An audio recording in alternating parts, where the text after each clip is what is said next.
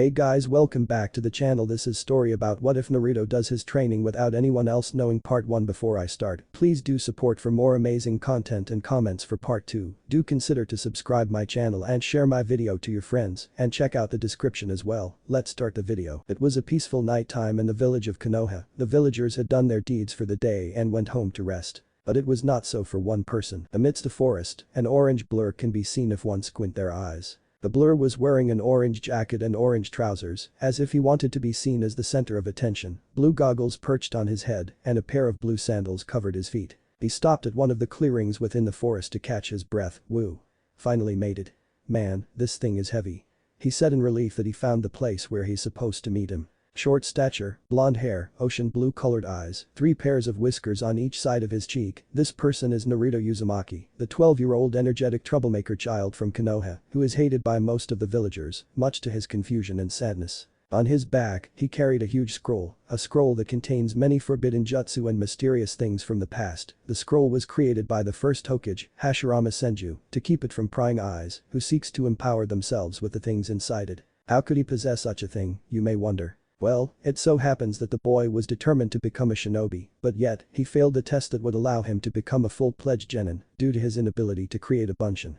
Hiruka Yamino, his teacher who also happens to be one of the people who cared for him and is his big brother figure, was visibly saddened, but yet there was nothing he could do. On his way to Ichiraku raiment stand to literally eat his sorrows away, Naruto met Mizuki, his sensei, who said that if he could steal a scroll from the Hokage residence, he would become a genin. Naruto had sensed there was something wrong. Of course, he's not stupid by any means, but he is not that smart either. He just likes acting like an idiot to get attention. But back then, he was overwhelmed with a sense of hope and happiness that clouded his better judgment, so he accepted. It turns out that he was quite handy at stealth, even though there were some hiccups at the infiltration part of the mission. He managed to steal one of the scrolls from the inside of the guarded residence, which was quite impressive. And now, here he is, waiting for his sensei to come and congratulate him. But as time goes on and on, he got bored. Where is Mizuki-sensei?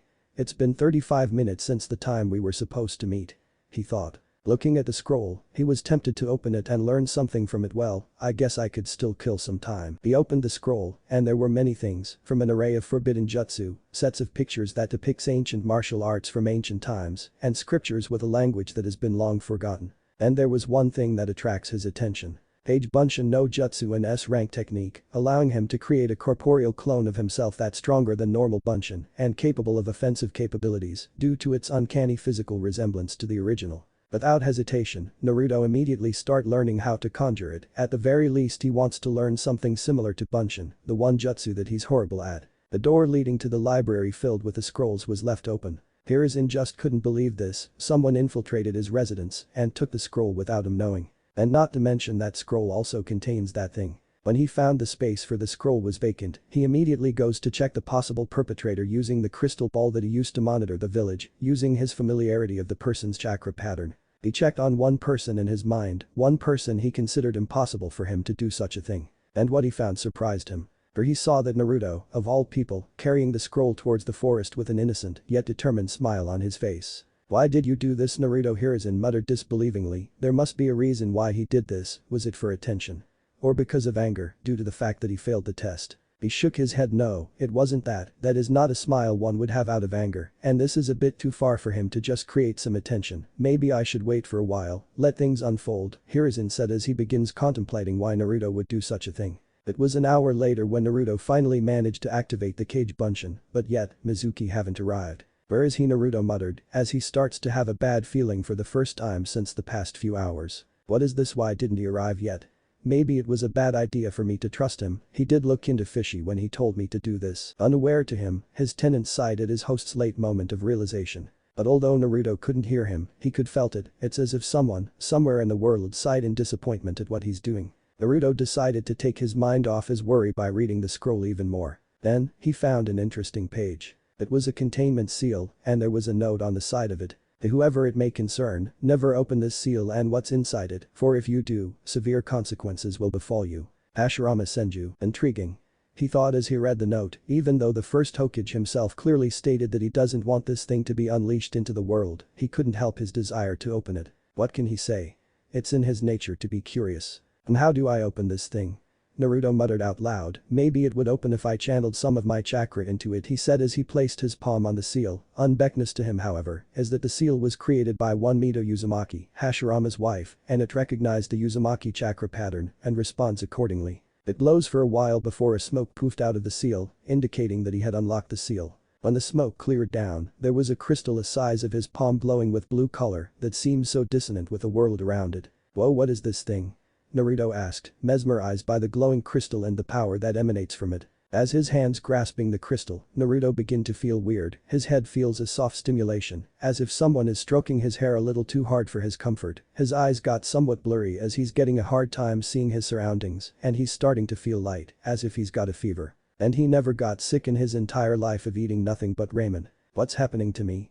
He muttered weakly, his eyes were staring at nothing in particular, his nose started bleeding, and not a moment later, he passes out as the crystal glowed bright red. Inside the sewer, the manifestation of Naruto's mind created by the seal in which the nine-tailed fox resides, Kyuubi could feel his host's body stirring and changing when he touched the crystal that was locked by Hashirama Senju. It looks like that whatever that thing was, it was capable of changing the structure of the chakra coils. No, Kyuubi thought as he felt that Naruto's chakra coils began to merge completely into his body, thus enabling him to manipulate chakra energy to a greater extent than even a high-class shinobi would, and in return, it also disrupts the seal that imprisons the Kyuubi, making it a bit weaker. It seems that it eliminates them and creating a whole new system for circulating the energy that would allow him to easily channel his own internal energy and external forces to extend his control outside his physical body. Maybe he could even have control over forces of nature, but it doesn't seem to be enough. The Kyuubi grinned, not just because it disrupts the influence of the seal, but also about his host's massive improvement. He had watched how the kid is practically being denied of his potential just because a Bijuu was sealed within him. The prejudices from the other people in his village really disgusts him, even though he is somewhat apathetic to humans. The Kyuubi would never hurt them on purpose, even his attack on the village was caused by a man calling himself Madara Uchiha, not by his own will, because that's not what the old man taught him and his siblings.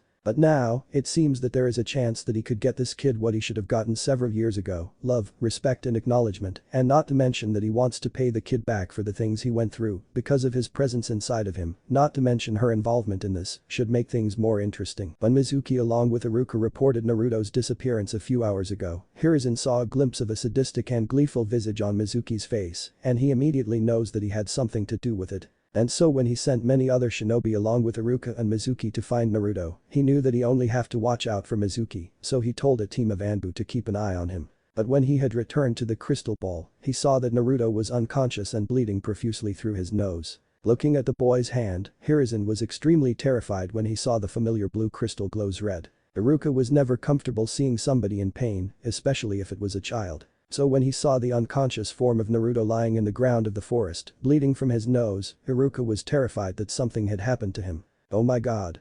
Naruto.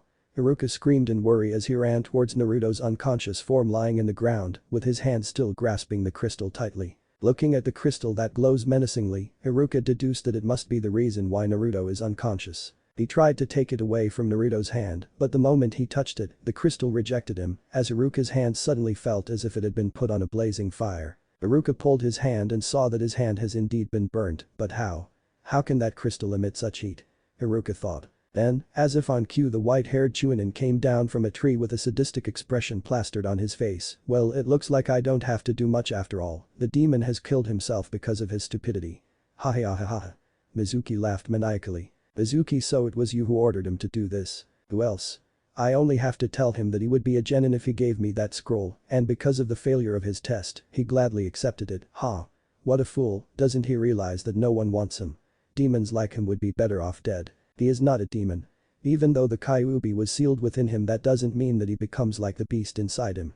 The Yondaime sacrificed his life to seal the beast inside of him. At the very least we might as well treat him with the respect he deserves. Without Naruto's sacrifice, the Kyuubi would have destroyed our village back then. The Yondaime was a fool. He should just order us to kill the kid when he was a baby, the demon would be dead, and no one would miss him anyway. Iruka was taken aback. You would dare to kill a child. To never let him live just because he has a burden that he had never willingly volunteered to carry it. What kind of monster are you? I'm not a monster. That thing is. Mizuki yelled as he points towards Naruto, and I'll do what the Yondaime failed to do and kill him right now. He said as he pulled a kunai and ran towards Naruto. Iruka saw this, he drew his kunai and blocked Mizuki's, creating a loud sound of clashing steel. Why are you protecting him? He murdered your family. If anything, you should be glad that he's dead. Mizuki yelled through his gritted teeth as he tried to push Iruka's kunai. He's not responsible for that, the Kyuubi is. To me, he is Uzumaki Naruto, a boy determined to overcome people's hatred and prejudice and become the greatest Hokage that ever lived, and if you can't see that, then we have nothing else to talk about.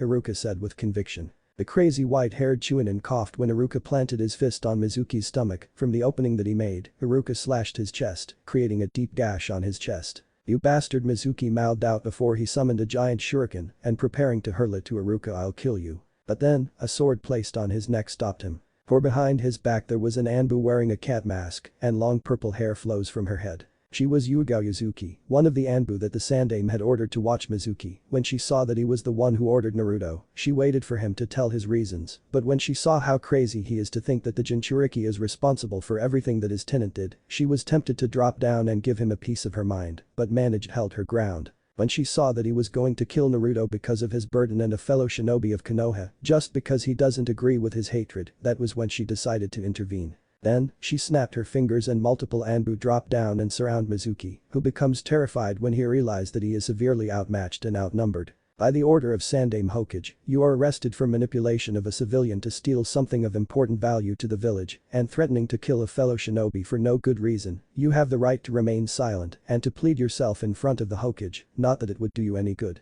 She muttered the last part. Mizuki, afraid out of his wits and about to excrete feces in his pants, became even more afraid when the Sandaime himself came, and the expression on his face could kill him if the saying looks could kill were true.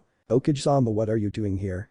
Asked one of the Anbu that wore a taper mask. The Hokage didn't answer, he merely said take this man to Ibiki and make sure he will be locked up in a cell where someone would make him his plaything. He mouthed out, his tone made even some of the Anbu flinched. Nico, you stay here and look after Naruto. It took Yugao a few seconds before she released the hold her sword has on Mizuki and let the others took the Mizuki away as he pleads not to be taken to prison where he would be someone's bitch. That was quite harsh, Hokage-sama.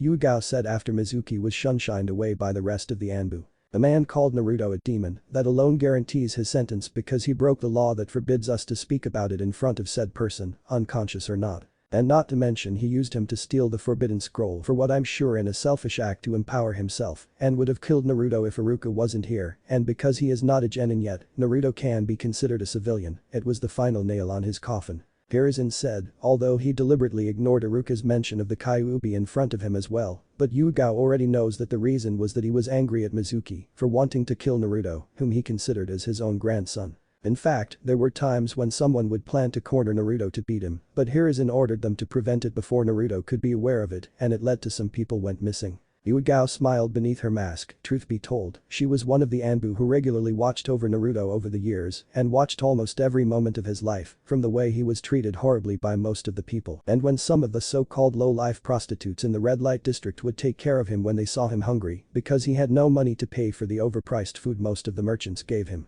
Needless to say that she grows to care for him and she lamented the fact that she wasn't able to do anything for him due to her position as an Anbu. When she got a good look at Naruto, she saw that Iruka is kneeling in front of him and checking his condition. She finally noticed that his nose has stopped bleeding, but he's still unconscious as the crystal that he holds had turned to resemble a coal, as black as night itself. What happened to him, Iruka-san? Asked Yugao. I don't know, the crystal must have done something to him. When I touched it, it burned my hand, he said as he shows the affected hand, but it seems to do something else to him. He reacted to the crystal's amplitude. Iruka and Yugao turned to Hiruzen. That crystal was found by Tobi-sensei during one of his trip on looking after the small settlements in Hai no Kuni. It released subtle, yet powerful waves of energy. In the past, it led to some people who weren't able to withstand its influence to go mad due to prolonged exposure. But yet, this reaction isn't what I expected. Take him to the hospital. We need to check his well-being and the crystal effects on him. Iruka nodded and moved his hands towards Naruto to carry him. But then, the boy opened his eyes and jumped away. The sudden movement made Iruka back away for a bit, but then Iruka, along with the Hiruzen and Yugao, saw his eyes. Instead of its usual blue, Naruto's eye color has changed to menacing crimson, and his pupils were slitted. Neither of them moved for a moment before Naruto turned his head towards a direction and jumped upwards, and, much to the spectators' shock, he jumped very high until he stopped and floats in the sky. The versatility of this power is quite impressive. They heard Naruto spoke, his voice was a few octaves deeper. Then, with a slight booming noise, he flew away, leaving the stunned spectators down below. In a seemingly featureless tract of land without trees or grass in the land of fire, there was a loud thud and the sound of the ground cracks as Naruto landed. He looked around his surroundings before he walked towards an otherwise normal spot from the field, but compared to the condition of the surroundings, the ground on the spot was a shade lighter than the rest. He crouched down and grazed the spot with his hand, as if looking for something. The vibration of the energy came from below, Naruto thought, before an uncharacteristic grin forms on his face. Well, time to test the strength of this power, he said as he backed away from the spot. Then he closed his eyes, extended his hands forward and clenched both of his fists, and through the motion of his hands, he created a localized tremor that shook the surrounding area. His body shook and his nose starts to bleed again, but not so much as before. Then he pulled his hands, there was a huge crack before the spot was destroyed, creating a huge pit that goes deep inside. He looked upon the dark hole and wondered what could be lying beneath it. Not a moment after that, he hovered into the bottom of the pit and what he saw was darkness, but the pit was quite deep, perhaps 20 feet high from top to bottom, also not to mention that it was nighttime, so despite the moonlight, the darkness still prevailed. But Naruto decided to move onward, and he found that the path is straightforward, no branching paths whatsoever, aside from the few left and right turns here and there, but nothing more. Then, he arrived at the heart of the cave, where it was filled with a similar crystal from the scroll. The walls were literally filled with the substance so much that it can be considered as the wall itself. So this is the source of the energy wave. It's a wonder why no one can sense it, considering even I could felt it from far away. Perhaps it's because he had absorbed some of the energy from the smaller crystal. Senju, what on earth have you stumbled upon? As he got closer to the big one at the center, he noticed that the crystals hummed loudly, as if responding to his presence. The humming got louder and louder until it echoes throughout the cave, but through it all, Naruto smiled. Well boy, sorry for doing this without your consent, but consider this as a payback for the shits that happened to you because of me. He said as he touched the gigantic crystal located at the center, and it turned the crystals in the cave red. Naruto slowly opens his eyes, his whole body feels heavy, as if he is carrying a bag filled to the brim with sets of encyclopedias. Ugh, what happened? He muttered. But when he got a clear sight at his surroundings, he became confused due to the fact that there's nothing, not even a visible wall, and the only color that he can see is white. Where am I? Am I dead? He asked to no one in particular. You're not. Naruto turned around and saw something that will be burned forever in his mind. The fabled being of legend, the feared Kyuubi no Yoku, standing in his full glory. Unbound and uncaged. Naruto took a step back, obviously afraid that the beast would devour him whole, or something more horrific. As if not noticing the boy's fear, he continued, because if you did, I wouldn't be here now, would I? What or why you doing here? Silence reigned for a few moments before he replied, spending my leisure time. The terrifying beast answered. Naruto face faulted, that's not the answer that he expected at all. When he got his bearings, he looked at the beast incredulously. There's no way that that's the reason you're here. Kid, boy, don't get your undies in a bunch. Kyuubi explained aloofly. However, Naruto's eyes still looked at the Biju before he looked around. If you're wondering where you are inside your psyche, the manifestation of your consciousness. Then what are you doing here? I was sealed inside of you by the seal on your stomach when I attacked your village. The Kyuubi answered, and I am also the reason why you are hated by the people in your village, because for the past 12 years, I was sealed inside of you, making you a Jinchuriki, a human sacrifice, and I am your tenant, but the people of your village let their hate cloud their judgment, and they thought of you as the demon fox's offspring or something similar. Oh, was all that he could say. Seeing the seeds of anger and sadness inadvertently being placed as Naruto's aura begins to grow dark and his fists are starting to shake as he begins to feel angry at the things the villagers did and how the old man must have known, but yet, for some reason, he didn't tell him. Kyuubi decides to assure him, but don't even care what they think, you are who you are, and you being my Jinchuriki has nothing to do with your character. Naruto looked up towards Kyuubi, his face filled with shock, before it was replaced by a sad smile. It's kinda sad, isn't it? The Kyuubi raised his eyebrows. What is? That I find what you're saying to be the best thing that anyone ever said to me. Kyuubi could only sigh and look towards the boy with an emotion that can be identified as pity, depending on one's perspective. Boy, some might find it incredibly saddening that a demon is comforting a child whose childhood is so messed up that he finds it as the best thing that anyone ever did to him, and some might find it enlightening to see that even the Biju, who are called demons by you humans, are in fact capable of feeling emotions and not as evil as you believe. To you, it might be sad, but let this open your mind a bit, for we are not creatures that can't feel emotions. It took a few moments of absorbing what he said before he nods. I'll keep it in mind, thanks Kyuubi. Call me Kurama, kid. Okay, Kurama. Naruto replied back. Now kid, if you're wondering why you're here, there's an answer for that. Which is, remember the crystal you found within that scroll? Naruto nodded. It so happens that it did something to your body, something unprecedented, even to your shinobi world. Sensing some kind of amusement on the Bijuu's tone, he asked, what did it do to me? It changed you, even more so than what I could do to your genetic pool, and considering my ability to do so, that says a lot about the crystal. Whatever that senju found, it changed how your body works, and I controlled your body for a second and— Wait, stop right there. You said you controlled my body. How? Naruto interrupted. The seal on your stomach that once held me was weakened when the crystal forcefully merged your chakra coils with your body, enabling me to possess you for a few moments. Don't worry, I didn't do anything really bad, well, except maybe showing your ability to fly using your newfound power to your current Hokage, but that's besides the point. He answered before Naruto could ask what he meant by the ability to fly. Anyway, I possessed your body because I sensed similar energy to the crystal that you found, and that led me to a cave filled to the brim with the crystals, and I absorbed all of its energies. So you absorbed all the power from the cave to my body, and in doing so, making me much more powerful than that one little crystal did to me. To put it in a nutshell. Kurama acknowledged. Why did you do that? What reason do you have that makes you want me to be strong? Naruto asked, wanting to know his reason. Payback. Kurama answered, though indirectly, you went through a messed up childhood because of me, kid. Now that you're powerful, you won't be looked upon like a dirt anymore. You'll be treated like you should be. Someone who has so much potential that you could unlock if someone teaches you right. Naruto was stunned. He had never thought that the so-called fox demon is not as hateful as he thought he would be, and not to mention that for the first time in his life, he was given something of value and complimented by someone, and so, it was no surprise that tears starts to drip down his eyes as he felt happy that someone truly acknowledged him, and so he started to cry. Thank you. He yelled through his cries. Kurama sighed looking at the son of his previous host. Beneath those similar careless, happy-go-lucky, perpetually active and outgoing personality that he can relate from his previous hosts, there lies an extremely delicate heart. No matter how much he tried to pretend that he is happy, the Bijuu knows that he had bottled up all of his emotions inside. And so he waits until he let it all out. It took quite a few moments before Naruto finally calmed down, his eyes all red and puffy because of the spent tears that he had kept for many years. Feeling better? Naruto sniffed before he answered, a lot. Good, sometimes it's best to let it out rather than keep them inside.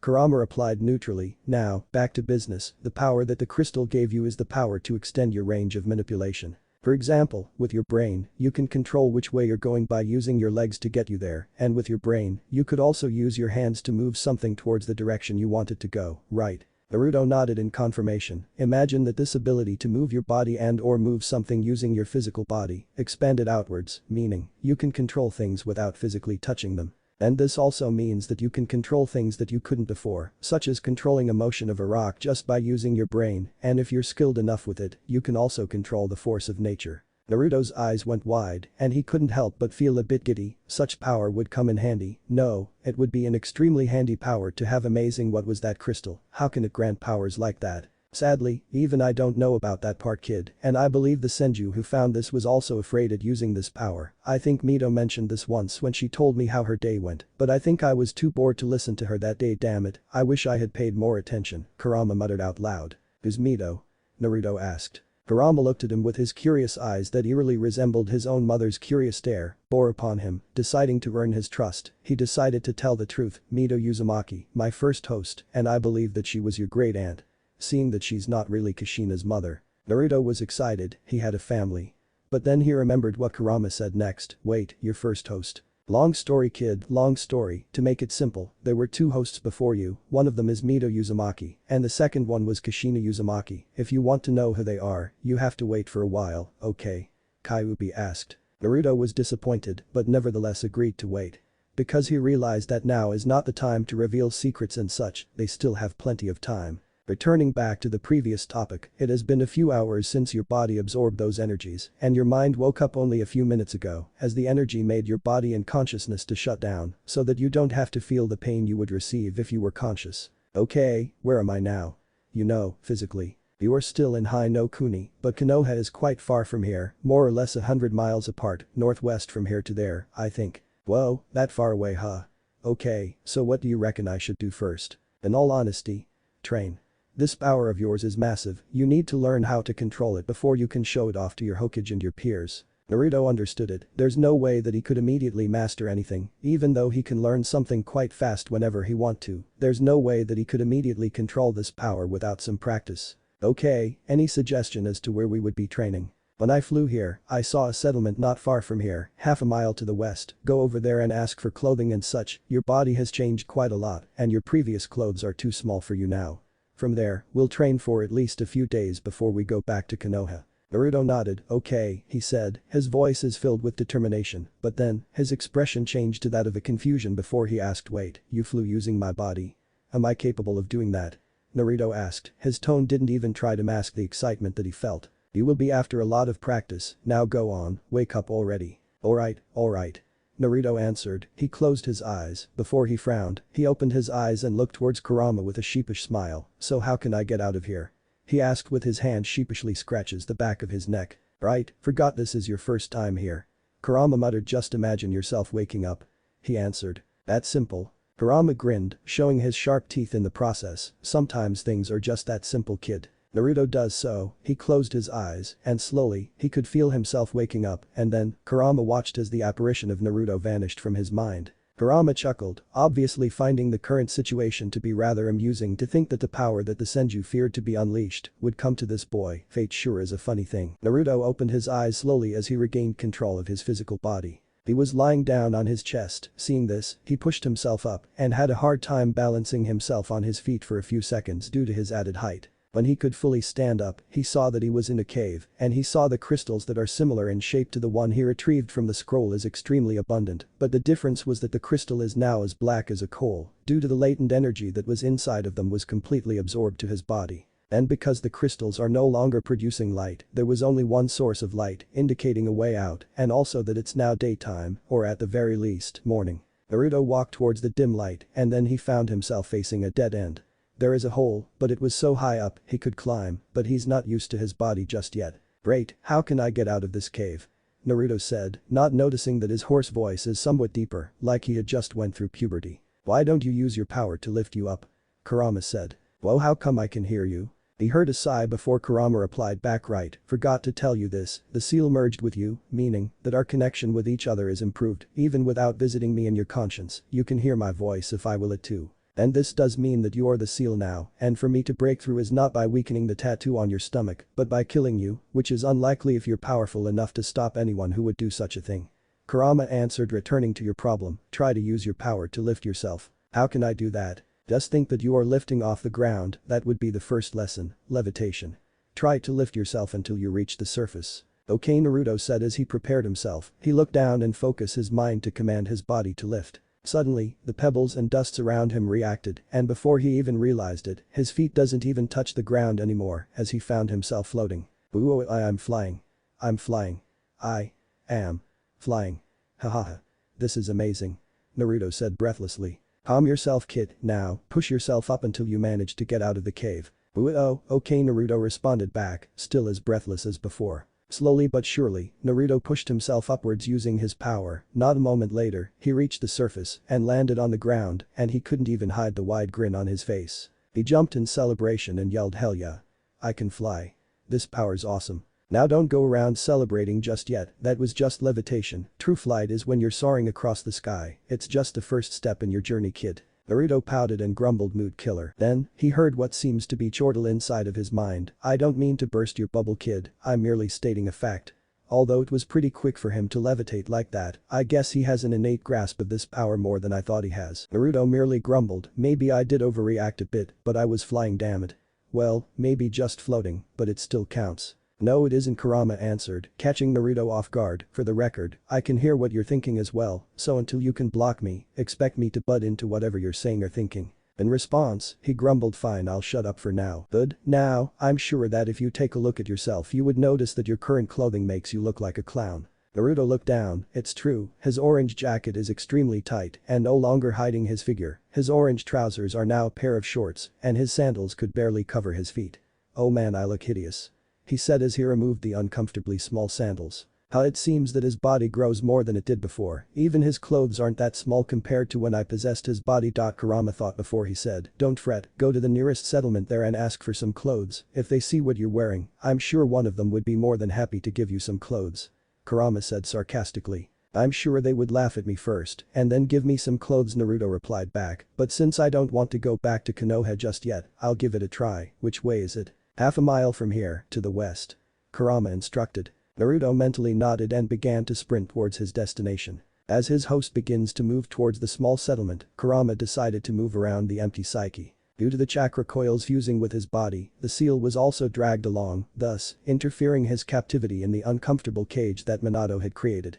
Because despite his wife's assurance that he won't try to break away, Minato didn't want to take any chances and modify the original seal a bit. Kushina had repeatedly apologized, and unknown to her husband, she undid the modification on the seal to let him have some degree of freedom inside her seal, like his time with Mito Uzumaki before her death. The seal that was put on Naruto was the same as Kushina's, but without her, Kurama was put in the abominable cage for several years as he watched Kushina's son being treated like a trash, a bastard child, well they should be thanking him. Granted, the Hokage did prevent physical abuses that could have been done to him, but the cold treatment of the villagers made him a bit darker. He felt his emotions when he had a passing thought of confusion of why most villagers hate him, or when he was angry at a merchant's refusal to admit that he overpriced his goods only to him. It was lucky that he still keep close contact with people like Iruka, Hiruzen, and and Tucci from the raiment stand that he likes to visit most of the time, people that actually cared for him and doesn't judge him because of his status as a Jinchuriki. It was only because of their emotional support and his strong will and determination to prove them wrong that keeps him from inadvertently using my power for revenge, and considering how he was treated, if he had asked, I wouldn't be able to say no, Kurama thought sadly.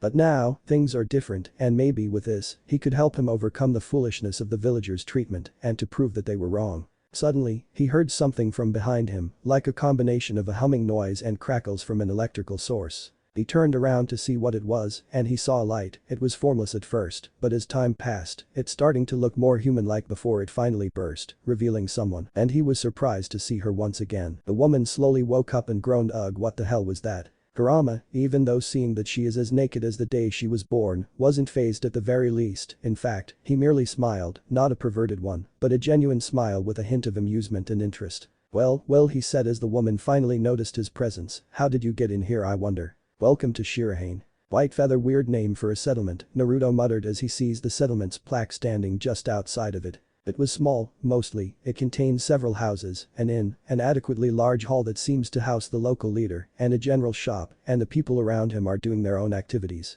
He walked towards the general shop, passing by the villagers who are looking at him incredulously due to his clothing. One of them even points and laugh at him, but he ignored them until he finally entered the general shop named Vigilance All-Purpose Shop. Vigilance, huh? Naruto thought before entering the shop. It was an adequately sized shop, most of the stuff there are for the daily lives of the villagers, yet, there are several weapons, pouches, and clothes on display as well, but it's not that surprising, considering that it did say all-purpose shop, it must be for a reason. There was also a young man attending the counter, quite good looking, short scruffy black hair, brown eyes, wearing a short-sleeved plain black shirt, a pair of beige-colored shorts, and a pair of green-colored sandals. His height is about 5.7 feet tall. Naruto suspected that they have the same age due to his youthful-looking face. He has an emotionless visage, either he's good at masking his emotions, or that he rarely expresses his emotions. Suddenly, the young man turned his attention onto him. "Welcome to Vigilance, which is the only shop in here, so we're pretty much handling everything," he said in a smooth voice. "Well, mostly me. My sister always go out there and doing God knows what, but she always brought things. It was junk mostly, but sometimes she brought things that can be sold to other settlements or one of the bigger merchants from one of the hidden villages, whether from Konoha or somewhere else, which is a good thing, considering that it's one way to gain more money." But, he trailed off as he looked at Naruto with a sly smile. "I'm guessing you're not here to listen to my story. My name is Sakahara Shinji, but call me by my given name, Shinji.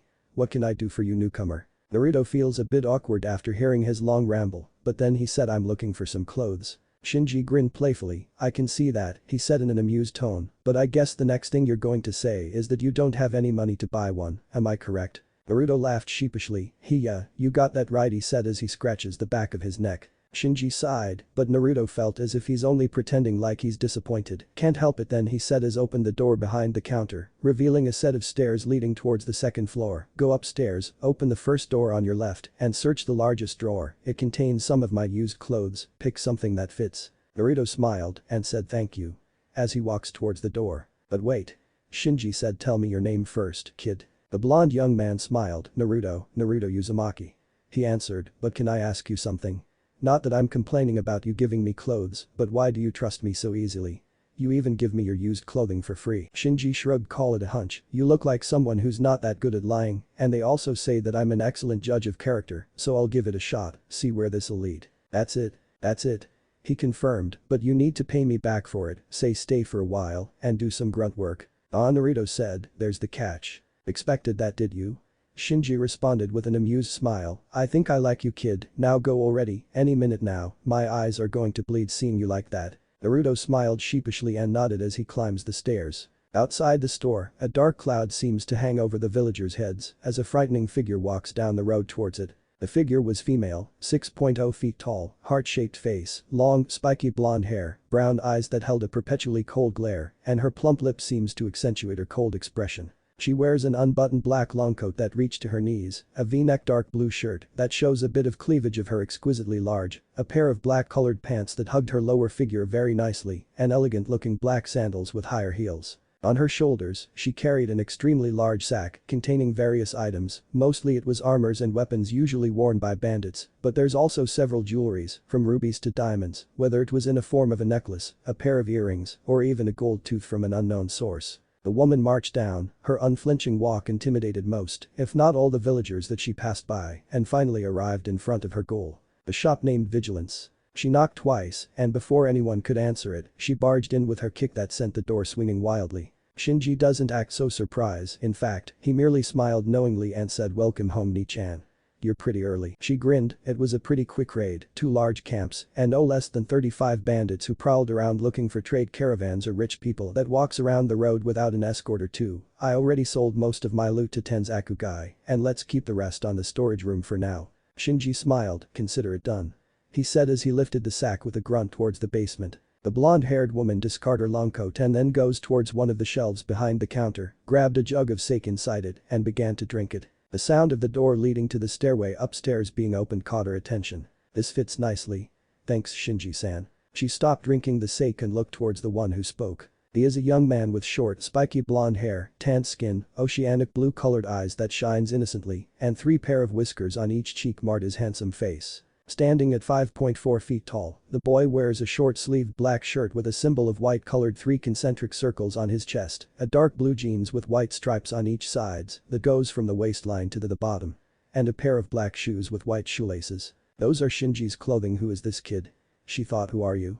She asked the younger blonde. The boy looks confused, but then he asked back, wait, who are you?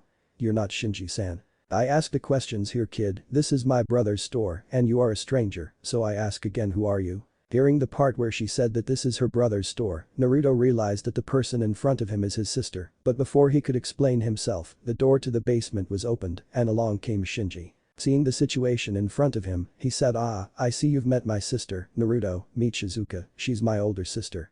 Ni-chan, meet Naruto, he's our new employee, if you want to call it that. For a few minutes there were silence, for different reasons. Shinji is waiting for either one's response, particularly Naruto, but said boy feels a bit awkward at the silence, but doesn't dare to begin, while Shizuka. She sighed and broke the silence with as long as you don't overwork him, we don't need an overworked child on our conscience. Hey. Naruto shouted indignantly, I'm not a child, don't worry, I can handle anything you throw at me. Although he trailed off as he walked towards Shinji and whispered something out of Shizuka's hearing range. After hearing what Naruto has to say, Shinji nodded, of course, I'm not that tyrannical to not give you some free time after all. Then he smiled, a dazzling smile that made Shizuka's cheeks redden a bit due to his innocent cuteness. She turned her head around to hide her flushed face. Must resist hugging him, she repeated the thought to prevent herself crushing the boy's head on her bosom. Thanks, so when do I start? Tomorrow is best, I think. Shizuka answered, get used to how we do things first, Shinji, show him the ropes first, will you? Of course, he answered with a smile, be happy to. Then, Shinji began to explain what he's going to do around the store and how to do it. Amidst it all, Shizuka looked towards Naruto in curiosity, where have I seen him before? He looked somewhat familiar. Naruto sighed in relief when Shinji finished his quick 101 to the things he should do. Mostly it was cleaning, sending packages to clients, and help her persuade customers to pick their items in the shop. Mundane stuff, but he accepted it, mostly because out of gratitude towards the siblings' kindness. You get something from someone, you give them something back in return, it's only right. Naruto thought. After Shinji finished explaining, Naruto's stomach growled, with an amused snicker, he brought him to the restaurant at the inn for lunch. They didn't serve ramen there, but as far as he's concerned, when you're hungry, you take what you can get. And now, it was afternoon, and Naruto found himself in a clearing near the crystal cave, sitting in cross-legged sitting position, and relaxing himself by breathing in and out slowly and rhythmically. He had asked permission from Shinji to go somewhere until the evening after they had lunch, which he accepted, albeit when he asked for what, Naruto lied and said that he wants to explore the surroundings. And Shinji also said that he has to return to the store before nightfall. But the real reason was that he wanted to practice his newfound power. When he arrived at the clearing, he tried to contact Kurama, but he was unavailable, for whatever reason. However, Naruto decided that he would train, with or without Kurama's guidance. Okay, first things first, levitation, gotta master the basics, he thought. He closed his eyes, focusing towards the pebbles that he gathered around his position. But the mere thought, they rattled. Naruto concentrates even more, and then, the pebbles lifted off the ground, as if there's an invisible force that levitates them. Naruto frowned when he feels the discomforting stimulation on the back of his head. It's still somewhat painful to lift many things at once, he thought, but he kept his control over the pebbles, ignoring the itch in his head. 30 minutes passed before he becomes comfortable lifting the pebbles off the ground. This time, he pushes himself further and lifts himself off the ground along with the pebbles. The discomfort came back, but it was only half as painful as before. I must be getting adapted to my powers, he thought. 10 minutes later, the pain dispersed and Naruto decided to take things even further. He arranged the pebbles so that it moves in a circular motion around him, like a satellite rotating around a planet, but he's also making the pebbles rotates twofold by circling him horizontally and vertically. Ignoring the increasing discomfort in his head, Naruto kept his control over the pebbles as he clenched his eyes shut. Slowly, Naruto made the rotation to go faster, ignoring his limits. Then, he made each pebbles rotates on its own axis, while keeping them in rotating motion towards him as the axis. It goes faster and faster, each seconds passed as Naruto increases the velocity of every rotation, until a jolt of an excruciating pain from his head made him lose his focus. Naruto, along with the pebbles, stopped levitating and fell down with a loud thud. Ugh, Naruto groaned as he opened his eyes and picked himself up.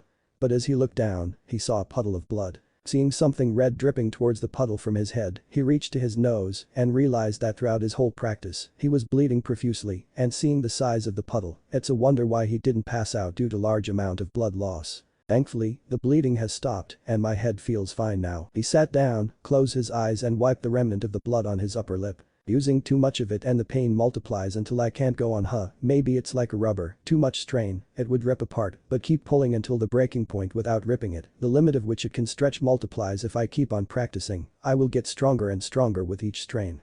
Naruto deducted. He grinned and his eyes shines with determination. Then I'll keep practicing until I drop. He said, determined to become stronger. Vigilance. Shinji, where the hell is that kid? It was late in the afternoon. The Sakahara siblings are sitting in the living room behind the store, waiting for the blonde young man who hasn't come back yet. And despite his sister's irritated tone, Shinji can sense some trepidation on her expression, inadvertently showing her worry for the blonde boy. I don't know, Nissan, he just said that he's going to take a walk. I have no idea where he went. Shizuka clicked her tongue, a sign of annoyance. You should have asked. Now we don't know where to look to find him. As if on cue, the front door opened. They went to check who it was, since the shop is already closed, and there they saw Naruto, whose expression and physical state shows how exhausted he is, as if he had been ordered to run 10 laps around the settlement non-stop. Not to mention the trails of what appears to be remnant of dried blood on his upper lip that he had tried to wipe off completely. I'm back, he said tiredly. Seeing the state of the male blonde, Shinji wanted to ask what's going on, but his sister beat him to the punch as she approached Naruto, and then she grabbed him and examined him. You're extremely exhausted, not to mention the dehydration. What were you doing to get like this? Shizuka asked. The blonde boy smiled weakly, a secret, he said before he regained his bearings and sat on one of the chairs in the living room. Seeing the looks he got, Naruto raised his hands to prevent them from asking, I'm alright, I just need a drink to recuperate. My ability to recover from exhaustion is something I'm proud of. It didn't fail me before, it won't fail me now, so can I get a drink? A water would be fine. Shizuka looked at her brother, who nodded and gave him a glass of water, which he drank without hesitation. After he finished drinking, Shizuka said to Naruto, feeling better? He gave her a thumbs up along with his foxy grin. Yup. All better now. Brew. That is, before his stomach growls again. Naruto sheepishly scratches the back of his neck. Shizuka giggled cutely and Shinji chuckled. I'll get you something to eat, he said as he goes to the kitchen. Half an hour after he was gone, Shizuka walked closer to Naruto. Naruto, I want to ask you something, answer it honestly. She said. Sure, what is it? She took a breath before she said, do you trust us? She asked him. He hesitated a bit, but he answered, yeah, of course I trust you guys. You give me clothes and food for free, why would you ask that? She put her hands on his shoulders. Then, tell me the truth, what were you doing to the point it made you that exhausted? She asked as he looked into his eyes. Well, he unsurely started. The more he stared at her eyes, he got more and more uncomfortable. It's as if her eyes can see through his mind. Naruto. She said as she tightened the grip on his shoulders, please. Tell me. The blonde boy becomes more uncomfortable at her piercing gaze, but inwardly, he realized something, that she merely acted like a big sister to him, a mothering big sister, even. He let himself smile, to Naruto, who spent most of his childhood without someone treating him like a part of a family. This is a new and immensely pleasant experience, this feels nice. He thought blissfully. Meanwhile, Shizuka was confused as to why Naruto smiled, and his melancholic expression saddens her. It's as innocent as a child's smile, but yet, it's also filled with something akin to sadness, and it hurts her to see him like that. Naruto? She asked, breaking him out of his reverie. Naruto looks at her, and said tomorrow. Eh? I'll show what I was doing to you and Shinji-san tomorrow, is that okay? She raised her eyebrows in confusion. Why can't you tell us now? He smiled, let's just say that I'd prefer to show it to you guys rather than tell you, but I'm too tired for it now. The blonde-haired woman became more confused as to what he meant, but before she could ask more, Shinji arrived with 3 bowls of katsudon, 2 of them are bigger than the last one. Here you go, it's katsudon, I made them for all 3 of us, along with extra portion for you Ni-chan, along with you Naruto, because it seems that you need the extra servings. He said as he picked the regular-sized bowl. Alright. Naruto said as he grabbed one of the bigger bowls and began to eat the katsudon vigorously. Shizuka sighed, but smiled when he watched Naruto eating the katsudon with a bright smile. Unlike the previous one he had, she took one of the bigger bowls and began to eat it as well. It was another 20 minutes gone when they finally finished eating the katsudon. Bachisu-sama. Naruto and Shizuka said at the same time. Shinji chuckled, it turns out that you're a voracious eater like Ni-chan, I swear, are you related to any of us? Naruto chuckled sheepishly, I don't think so, I think I'm just a passionate eater. I think passionate is an understatement, but nevertheless, it seems that you're all better now that your stomach is filled. That's a relief. Naruto grinned and said, what did I tell you? I can recover from anything easily. Shinji nodded, and we'll never question that claim ever again. He said evenly before he continued, now, seeing that you don't have a place to stay, and you don't have any money to stay at our local inn, I'm proposing that you stay with us. Wait, we don't have a spare room, so where is he going to sleep? On the couch. Shizuka asked her brother. Well, considering that you have the bigger room and that your bed is bigger than mine, why don't he sleep with you? He asked it as if it was the most normal thing in the world. Wait, what? The younger blonde said incredulously. Shinji shrugged, the viable option is either that or having him sleeping on the couch, which one do you want? Well, the couch is fine.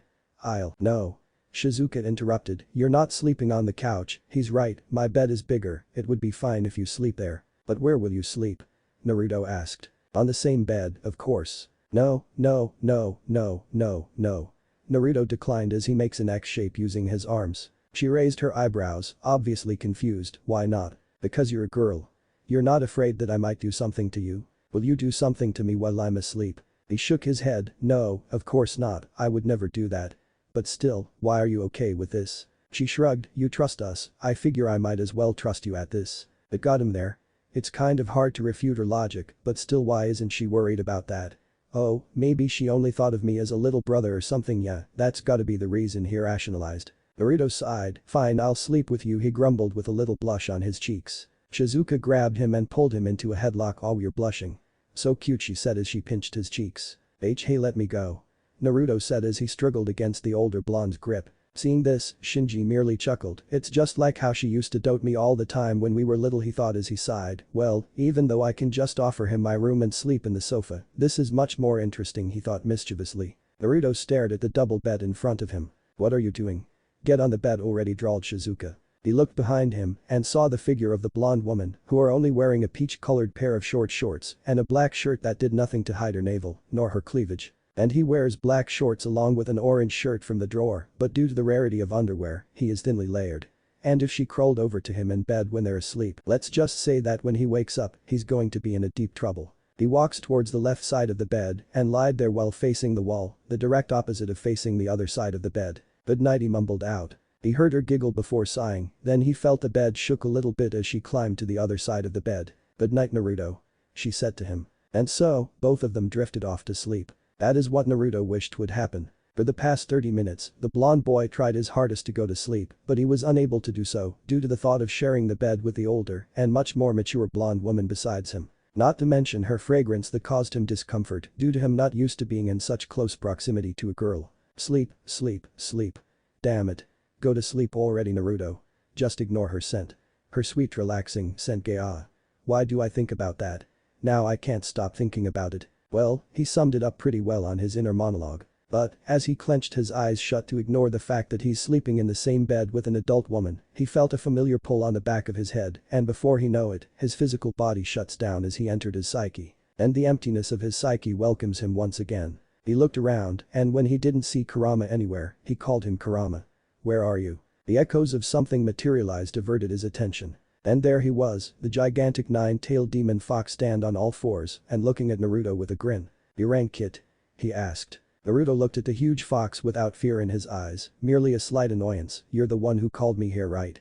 Not that I'm complaining, it helps with my current predicament." In response, Kurama's grin widened. "I noticed it was also one of the reason why I pulled you here in the first place." He blushed a little bit, but he said, "Thanks for that by the way now, what's the other reason?" The fox's expression turned serious, and then he said, "It's about a problem I encounter when I checked your psyche." "What did you find?"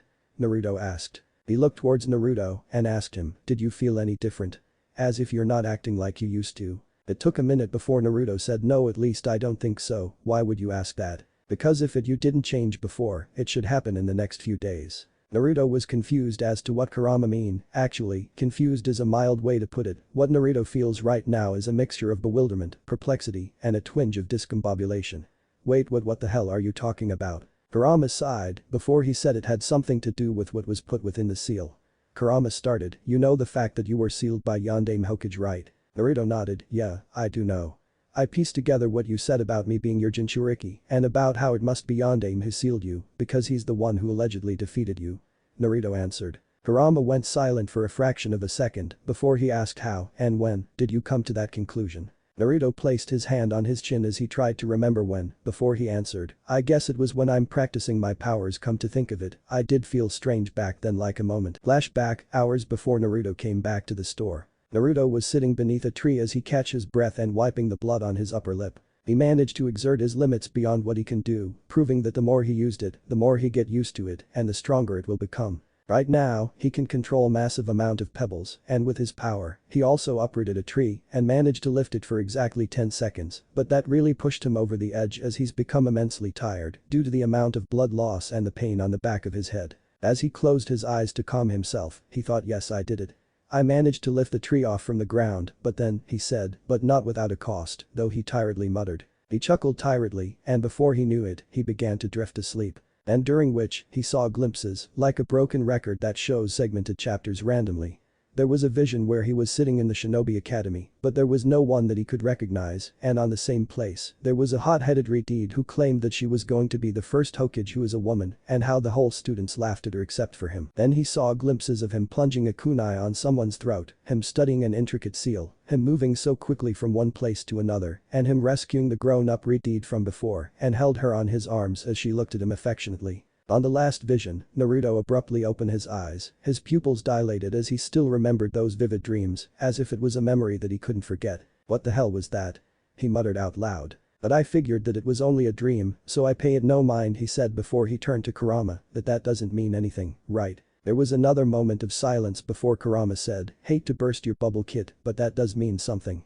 Before Naruto could ask what he meant, Kurama continues, "Look here," he said as he walked towards a particular direction toward something. He stopped and then he extended his hand and there was a shimmering light. A moment later, the shimmering light formed a rectangular shape and it shows something, like a recording of some kind. Naruto looked at it as it shows multiple segments of events. As Naruto looked on, his expression betrays the bewilderment that he feels. Those are the visions that I saw." "How?" Kurama sighed, "The echoes reverberate throughout Naruto's psyche. It has something to do with the seals that was in your stomach." He answered, "You see, when the Yondaime sealed me, he also put something else. It turns out that there were 2 seals, one containing me he trailed off, and one of them contained his body double, his doppelganger." "Wait," Naruto asked, as he rubbed his fingers on the bridge of his nose. "Am I right to assume that he put that as a last resort if I were for whatever reason, release you from your cage?" Kurama smiled, "I thought the same thing as well, that was his primary reason, but the problem is that the seal containing his doppelganger also merged with you, and since it's a near-perfect copy of him, it also contained his personality, part of the original's powers and with it, his memories until his death." Naruto's eyes widened, "So those dreams were his memories, he's a part of me now." Kurama nodded, "In a sense." Right now, his identity is forever lost, but his memories and some of his power still remain in yours. Naruto's expression looked aghast. He couldn't believe it. He couldn't believe he had inadvertently absorbed Yondame's memories and essence. What will happen now? I'm not going to have some identity crisis where I can't differentiate myself from him, am I? Naruto asked, his tone filled with worry. Kurama shook his head. No, it won't be that way. I admit, I speculated that scenario as well, but the repercussion isn't as fatal as that. Consider it like an enhancement for you. It won't change you 100%, but it will improve you to say the least. Naruto sighed in relief. Oh good, he said. I thought I'm going to lose my personality or something. That really terrified me for a second, he muttered in relief. Seeing his reaction, Kurama merely grinned. Well, initially, I also thought that you would lose your personality and he would materialize here instead of you, but after I did a lot of checking, that wasn't the case. Just thought you should know about what I encounter, in case the memories already seeped in. Naruto smiled at Kurama. Well, thanks for the heads up, I appreciate it. Anything else I should know about? This time, Naruto managed to see the fox's expression change to that of hesitation, if only slightly, but it soon changed to a more composed one. No, if I found anything else, I will let you know. Naruto frowned lightly. He's hiding something, he thought, but he quelled the desire to ask him as he said, very well, good night Kurama. He said as his apparition dispersed, indicating that his consciousness has moved to his physical body. The moment after he's gone, a figure emerged from behind Kurama, as if recognizing her presence. He sighed and said, I sensed your hesitance to show yourself to him back there. Mind telling me why? Kurama said as he turned to the woman behind him, Kushina. On her part, the woman with long red hair clothed in earthly colored short-sleeved shirt and black long skirt looked serious. I told you Kurama, it's not the time. He doesn't even know who his father was yet. And your hesitance doesn't help the matter at hand, Kurama replied back. What do you think is going to happen? That he's going to start hating you for your action of sealing me into him and making him experience a childhood where he's mostly estranged by the villagers and their children out of their stupidity and hatred. From what I have seen, he won't do that. He will get angry, sure, but not to the extent of hating you. Kushina's expression brightened, even if it was only for a little bit, but she shook her head. Even though you may be right, breaking such news to him out of the blue is not the right way either. Right now, he knows that he has Minato's memories, and soon, the memories will become clearer and clearer until it comes to one point when he will saw the event that will lead him to ask you directly. And then, I will show myself to him. Kurama grinned as he understood what she meant. Ah, the moment of his birth now, that will raise some questions. Very clever of you. Kushina returned his grin in full force. Within those long years we spent together, how come that you expect anything else from me? Never underestimate me. Kurama merely chuckled. Deep inside him, he still can't forget his surprise when she suddenly materialized out of Naruto's psyche. It turns out that Minato also placed her in the seal, but compared to his doppelganger, she is pretty much real. It is her consciousness, not a mere copy of her former self. It took quite a long time for Kurama to explain the current situation to her, and it was a lot longer to make her get used to the situation, at least until there can be a resolution that can benefit all parties involved. She adapted quickly, as expected of her, considering how fast she can adapt to any kind of situation in the past. It's not that surprising. But as he's reminiscing, Kurama felt a certain disturbance in Naruto's emotion. As his curiosity got the better of him, he closed his eyes to connect with Naruto's consciousness in his physical body to see what it could be. And when he saw what's happening to the boy, he laughed so hard and without any effort to quell it down whatsoever. Seeing the Biju laughed, Kushina wondered what he could be laughing about. What's so funny, Kurama? It took a moment for the Biju to stop laughing. He turned to Kushina and said, ha ha ha ha, see for yourself, see what kind of predicament your boy is in right now. He said, his tone betrays the amusement and the enjoyment from what he had seen. Curious, Kushina closed her eyes to see through her son's eyes. Naruto opened his eyes slightly, expecting to see the wall that he had stared for half an hour before he was pulled into his psyche. But instead of a wall, his eyes were treated to something different. Because in front of his face is a pair of cleavage from none other than Shizuka, who had moved his position of facing the wall and hugged his face in her cleavage when he was in his psyche. Thankfully, the position of his head allowed him to breathe freely, but he is unable to escape her grip and he's afraid that if he moved too much, it will wake her up. Grumbling incoherently, Naruto concedes to the fact that there's nothing he could do and it would be rather rude to force her to wake up. Might as well try to sleep like this, he thought, ignoring the heat on his cheeks as he closed his eyes and tried to let himself sleep. As he starts to fall asleep, he could almost feel the fox's chuckle of amusement echoes in his psyche. But he could also feel another emotion, one of irritation and slight jealousy. Before he could discover what or who exuded such emotions and from where, sleep had already claimed him. Shizuka's eyes fluttered open as she's starting to wake up from her sleeping state. But as soon as she starts to get fully aware of her surroundings, she felt a weird thing on her dot. Looking downwards, she found that when she was asleep, she used Naruto as a body pillow, but it seems that he is sleeping rather contently. In response, she merely sighed, "This habit of mine will never cease, does it?" she asked rhetorically. She released her clutch on the blonde boy, but never taking her eyes off his sleeping face, which she finds adorable, particularly with his exotic whisker marks on his cheeks. In an act of simple curiosity, she lightly touched the whiskers, and the act prompted the boy to purr in response. Her cheeks reddened, and she immediately bit her lower lip as to prevent herself nuzzling the boy like a little puppy, but that didn't stop her from lightly touching the whiskers on his cheeks. Slowly, the boy's eyes opened, prompting her to pull her hands from his cheeks with such velocity. Is it already morning?" The boy groaned. "It is." Shizuka answered, then the boy suddenly remembered his previous position before he fell asleep. In response, he asked, "No, I noticed that you clung on to me while I was asleep." Shizuka chuckled as she sheepishly scratched her head and said, "Yeah, it's a habit of mine. When we were little, Shinji was always in your position until he's 10, it seems that old habits die hard, huh?"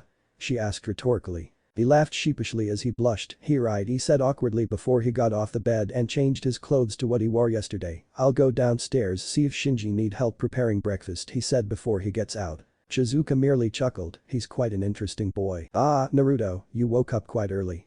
Shinji greeted Naruto with pleasant tone as he entered the kitchen where the black-haired young man is preparing the meals. "Yeah, I woke up early," he said hesitantly. In response, Shinji chuckled, "My sister didn't give you trouble, did she?" he asked with a mischievous undertone. Naruto stared at him with accusing eyes before he said, "You already know, didn't you?" The black-haired man kept his smile. "No, what?"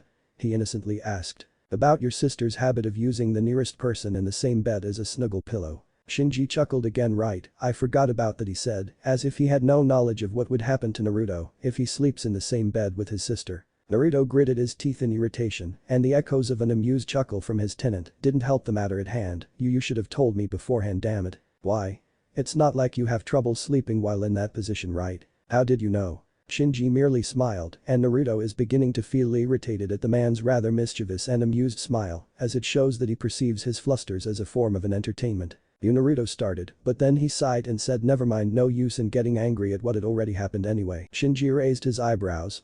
Reason before emotion. I like you more and more, Naruto." "Thanks," he said awkwardly, but then he asked, "Is there anything I can do to help?" Shinji nodded and ordered him to help him to prepare the breakfast for the three of them. It was another quiet afternoon in Shuran, just like it always is. Two people came out of the famed general store, both of them blonde, with the older being an adult woman and the other is a young man. Then they walked towards the green plains where Naruto had been training yesterday. As the well-organized path slowly disappeared as they goes farther and farther away from the settlement. Naruto, where are you taking me? Can't you just show me back at our house?" He turned back to the woman walking behind him and said, "My training spot for now, and I would rather do that there. I can't completely control it yet, I might destroy a wall or something in the process." With a smile. Shizuka becomes confused. "Training? Destroy a wall? What are you talking about?" "Just follow me, I'll show it shortly." Shizuka kept the questions plaguing her inside her mind as she followed Naruto. When they finally arrived, it was an ordinary clearing, but there are two things that stood out. One was the remnant from a cave that was previously there, but now it's merely a rubble due to what appears to be a cave-in. And the other was a tree, 17 feet tall in height that was uprooted only recently, as evidenced by the hole from which it was uprooted. "Whoa, who the hell did this?" Shizuka asked. Naruto smiled with a sheepish expression. "The perpetrator would be me," he said. Shizuka turned her head slowly to Naruto. Her expression was one of "What the hell are you talking about?" if one were to speak it out loud. Naruto sighed, "And, that's what I'm here to show you, watch," he said to Shizuka as if ordering her. She listened and watched as Naruto walked 10 feet away from the blonde woman and picked up a rock. It was a rock that he could cover with the size of his palm, and then, he threw the rock gently to Shizuka. "Throw the rock at me as hard as you can." "What? Trust me, I'll be fine." "Wait a second, are you crazy?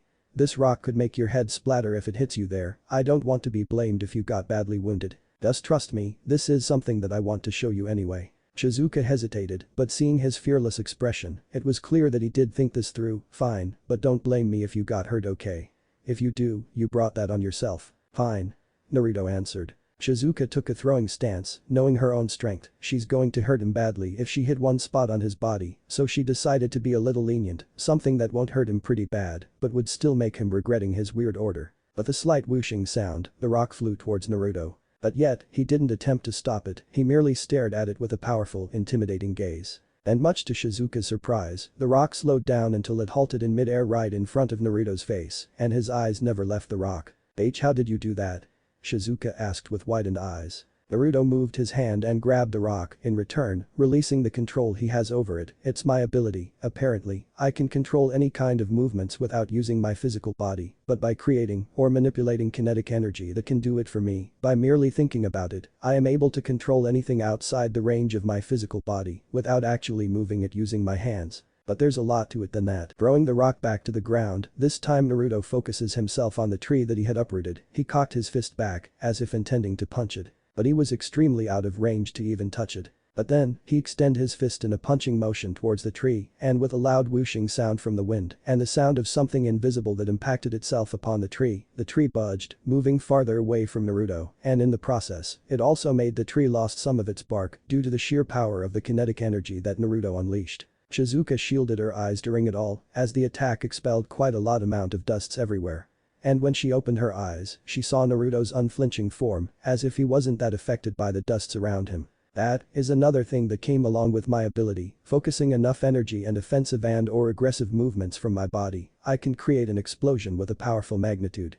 I think there's a lot that needs to be unlocked, but levitation and weaponizing the kinetic energy is the only things that I could do at the moment. Rendered speechless, Shizuka merely stared at Naruto as if he had grown a second head. Hello? Why are you looking at me like that? She walked closer to Naruto, her face shows that she had calmed down, and then, she put her hands on his shoulders. That was enlightening, to say the least. Thank you for trusting me enough to show me this. No problem, Naruto said as he nods. But anyway, as to why I came home looking like I was just an inch away from death, it's because I pushed my ability too far yesterday. I've adapted to it now, but back then, it was the repercussion of doing what you can't do yet. I guess it's like a month-old human baby immediately trying to run when he doesn't even know how to stand properly. Blunt analogy. Shizuka remarked after she let go of Naruto's shoulders. He shrugged, it was something that I thought of, he said before he frowned. Wait, well, it's an interesting power you have, Shizuka said, cutting Naruto off from his thoughts. But, you said that you pushed yourself too far, does it get powerful every time you use it? Naruto placed his hand on his chin. I think so. My theory is that it's elastic, the more I use it, the limits of things that I can do with it becomes lesser and lesser. It may be a tree today, but it could be a mountain tomorrow. Shizuka grinned, pretty scary, she said, even though her expression didn't show any fear, merely visceral excitement. Do you really think you can lift mountains next? Well, I could try, but I'll stick to push myself to get there for now. He said as he returned her grin. A choice, learn to adeptly control your power first, otherwise, it might get you or other people hurt. Exactly what I want to avoid. Naruto answered, so that's that. Sorry for bringing you all the way here just for that though. She raised her eyebrows, just for that.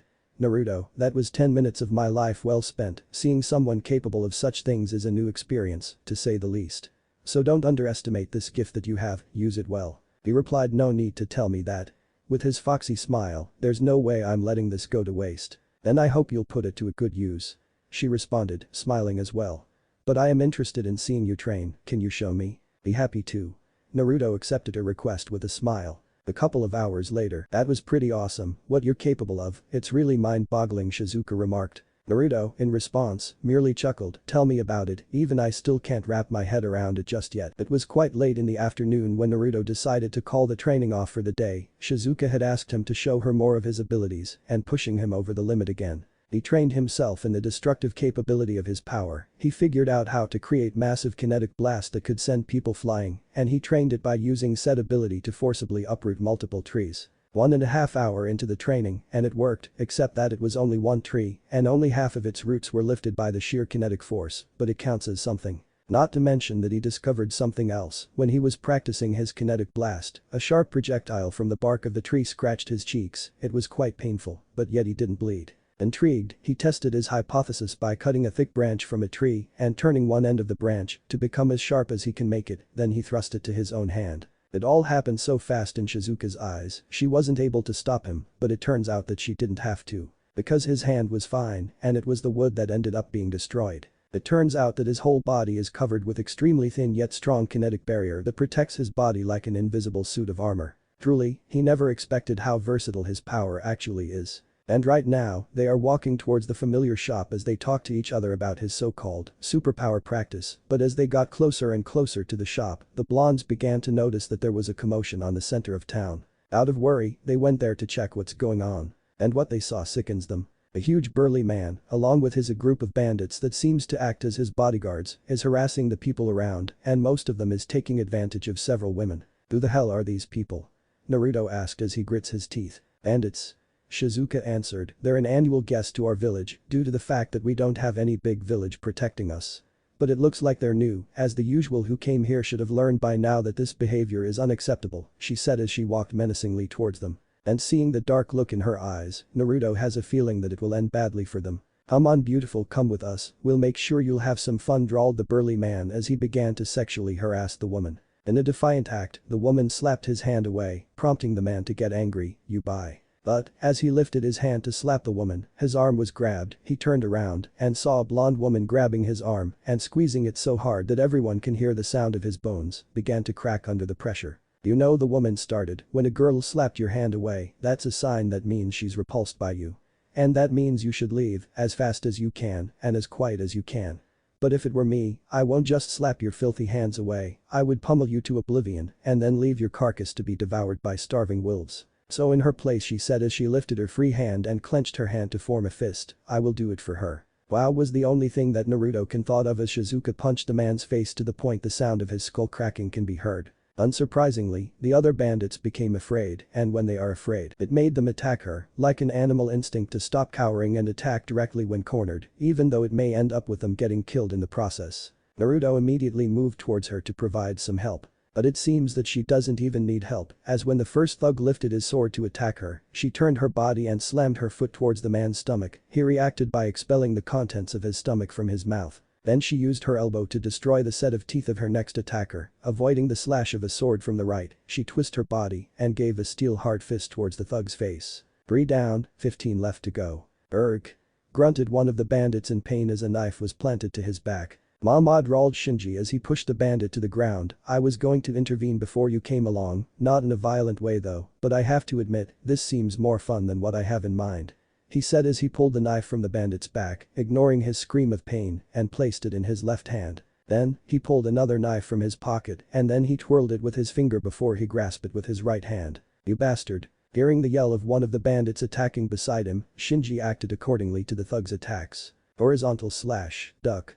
Stab abdomen with the knife in the left hand to create an opening needed for the next attack. While the bandit is still in pain due to the initial stab, pull the knife, move behind him, close his eyes, then slice his throat. 1 down. Shinji turned towards one of the bandits who charged with his spear. When the bandit thrust the spear, Shinji dodged it in a way that he also got close to the bandit. With the momentum from the dodge, he planted the knife to the bandit's throat and pulled it out in a matter of a second. 2 down. Raya. Looking behind him, he saw one bandit preparing a mean downward slash towards him with his sword. But due to the fact that the poor bandit yelled before his attack, his fate was already sealed.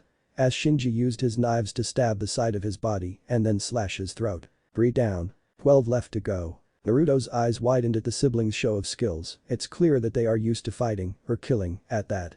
And the way that they do it shows that they are used to it. Then he saw the siblings standing back to back as the rest of the bandits surround them. Damn it, you killed them, didn't you?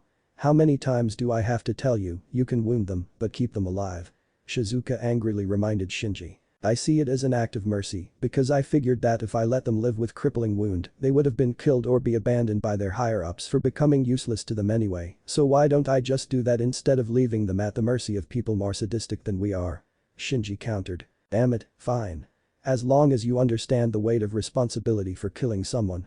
Shizuka said as she began to fight with one of the bandits. No need to tell me that, Shinji muttered as he resumes the fight. And Naruto saw as one by one, the bandits were defeated, either incapacitated or outright killed. One of the bandits saw all of this, yet he didn't interfere due to him being afraid of the two monsters, mowing them down as if they were nothing.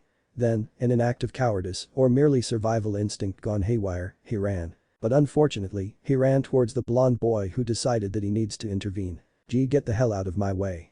The bandit yelled. But Naruto's not having any of that, he extended his palm forward as if asking the bandit to stop, and the bandit stopped on his track. But he stopped not because Naruto told him to, he did that because Naruto extended his kinetic control that he has to the poor bandit. The bandit was bewildered, but Naruto didn't stop there, he slowly lifts his hand and as if following the motion of his hand, the bandit found himself floating. What are you doing to me? Let me go. Naruto was silent for a few seconds before he answers, sure. Then he bent his arm backwards as if he's going to punch someone with his fist before he thrust it forward, making the bandit fly with such velocity that he ended up crashing into a house and rendering him incapacitated. Suddenly, all the attention turned to him and Naruto answered with "I stopped that guy from fleeing," he said awkwardly as he scratched the back of his neck. But the distraction was all that the rest of the remaining bandits needed to flee as the villagers watched as they ran towards the hills, literally. And then, it was all over. All that's left of the bandits was the ones that were killed and the ones who were incapacitated. Thankfully, the former was the lesser out of the two. "Well, that was fun." Shinji mulled the previous scuffle, but still, what was that back there, kid? He asked Naruto. "What? Come now, don't pretend like you don't know what I'm talking about. You threw that guy for 20 feet straight. How powerful are you to do such a thing to a man almost twice your size?" Naruto smiled sheepishly. It's quite lucky that almost none of them saw what he did to the bandit because they were focused on the siblings' fight just enough.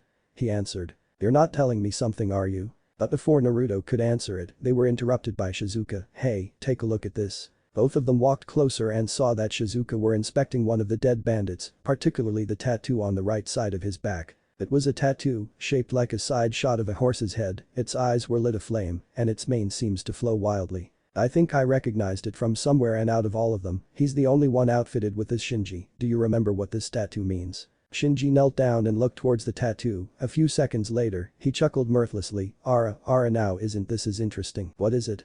Naruto asked. "It's the mark of Sensu Yajuu, War Beast, a legendary outlaw that seeks only battle. He was feared due to his action at the Third Shinobi World War. He defeated an army of Kumagakure no Sato shinobi in a battlefield on his own, just because he wants to find someone powerful. The rumor was that he was defeated by the Yondaime Hokage who interfered with his massacre. He disappeared afterwards and never to be seen again, but I doubt this person is him. He was fairly easy to kill." Then, they heard one of the wounded bandits chuckled. He was one of Yajuu's highest ranking man, and you killed him, heh? He's not gonna be happy about this, that's for damn sure." Shinji walked over to the wounded man and said, "What do you know about the beast?" The bandit scoffed before saying, "Why should I tell you?" Without warning, Shinji stabbed one of his combat knives to the ground. This in itself wouldn't make anyone afraid. It was the place where he stabbed it, which was the patch of dirt extremely near the bandit's crotch. But yet, he still kept the same smile. "Either you tell me, or I'll have to circumcise you the second time, and this time, I won't left any skin intact." The bandit whimpered, obviously terrified at the notion of having his privates being skinned, so he said,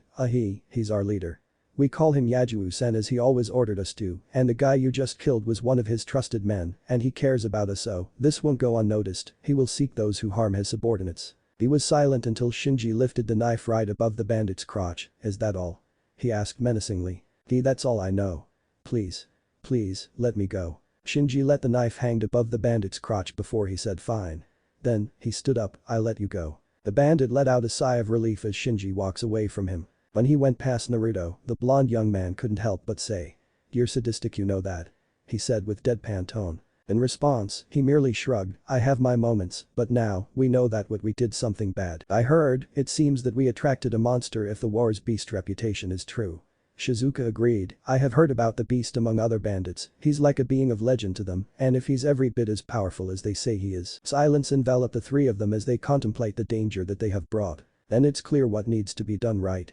Naruto said. "Are you thinking what I think you are thinking?" Shinji said while smirking. In response, Naruto returned his sadistic smirk with his grin. "Let's go see this beast and defeat him in combat." Shizuka sighed. "Well, that thought did cross my mind. I think we need to plan the whole thing out, find out his location, and then deal with him before he could do anything harmful." "Right." Naruto agreed, "But I think that we already have our source regarding where this guy's location." Shizuka raised her eyebrows in confusion. "What do you mean?" "Who?" "Well, we left some bandits to flee, right? I'm willing to bet that they were this man's underling," he said as he points towards the tattooed man, "and in turn, this guy is the beast's direct subordinate, and based by those hypotheses, I think that they're fleeing towards their base. If you follow their track, we should be able to find them." Shinji grinned. "Astute observation, Naruto. Very well. Can you take care of things here for a moment with Nissan? I think I got myself a base to find," he said as he ran towards the direction the bandits fled. "Hey, wait!" Shizuka yelled, but Shinji had already left. "Damn him," she cursed out as she walked back to the gathered dead bandits. "Is it okay to just leave him like that?" "Yeah," Shizuka said dismissively as she sighed. "Just let him be. He's strong enough to take care any weak bandits if they don't gang up on him, and he's smart enough to know there's no way that he could take down a whole bandit camp on his own, especially if this legendary outlaw is the one who leads it. He'll be back at night after scouting the camp and its layout. Don't worry about him, Naruto." Naruto was a bit worried, but if his sister trusts that he won't go too far, then he will too. Alright, he relents. What do we do with the dead bandits though? What else? Bury them.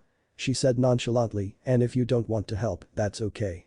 This time with a slightly worried tone. That remark confused Naruto. Why do you think I don't want to help? It was silent for a few seconds before she said, aren't you a bit repulsed, seeing dead bodies?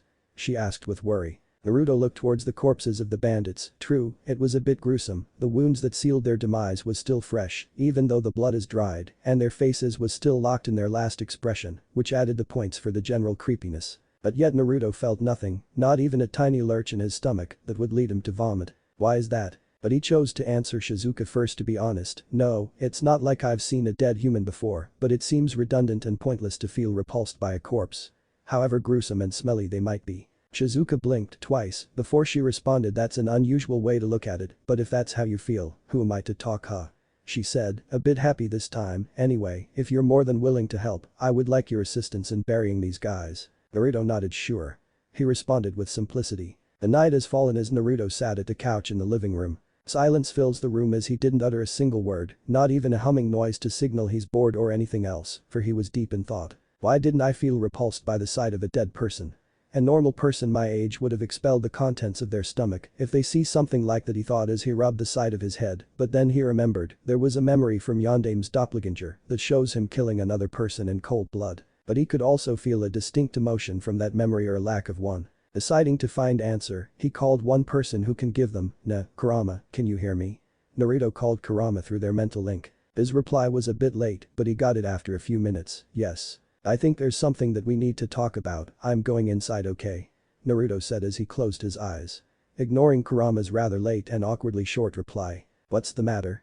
Kurama asked Naruto when he materialized in front of him. Naruto hesitated for a few seconds before saying, I think the merging between me and Yondame's doppelganger are more than just sharing memories, it also changed my behavior and personality as well, despite what you said. Kurama raised his eyebrows, or his equivalent of eyebrows. His expression shows that he's interested to hear more. What makes you say that? The day has been rather weird, no memories of him, but what I felt was alien thoughts, things that passed my mind that seems rather strange coming from myself, something that didn't feel right coming from myself. Kurama looked at Naruto for a few seconds before he touched his head lightly with his huge finger. Close your eyes for a sec, let me see what's wrong. Why do you need to touch my head for?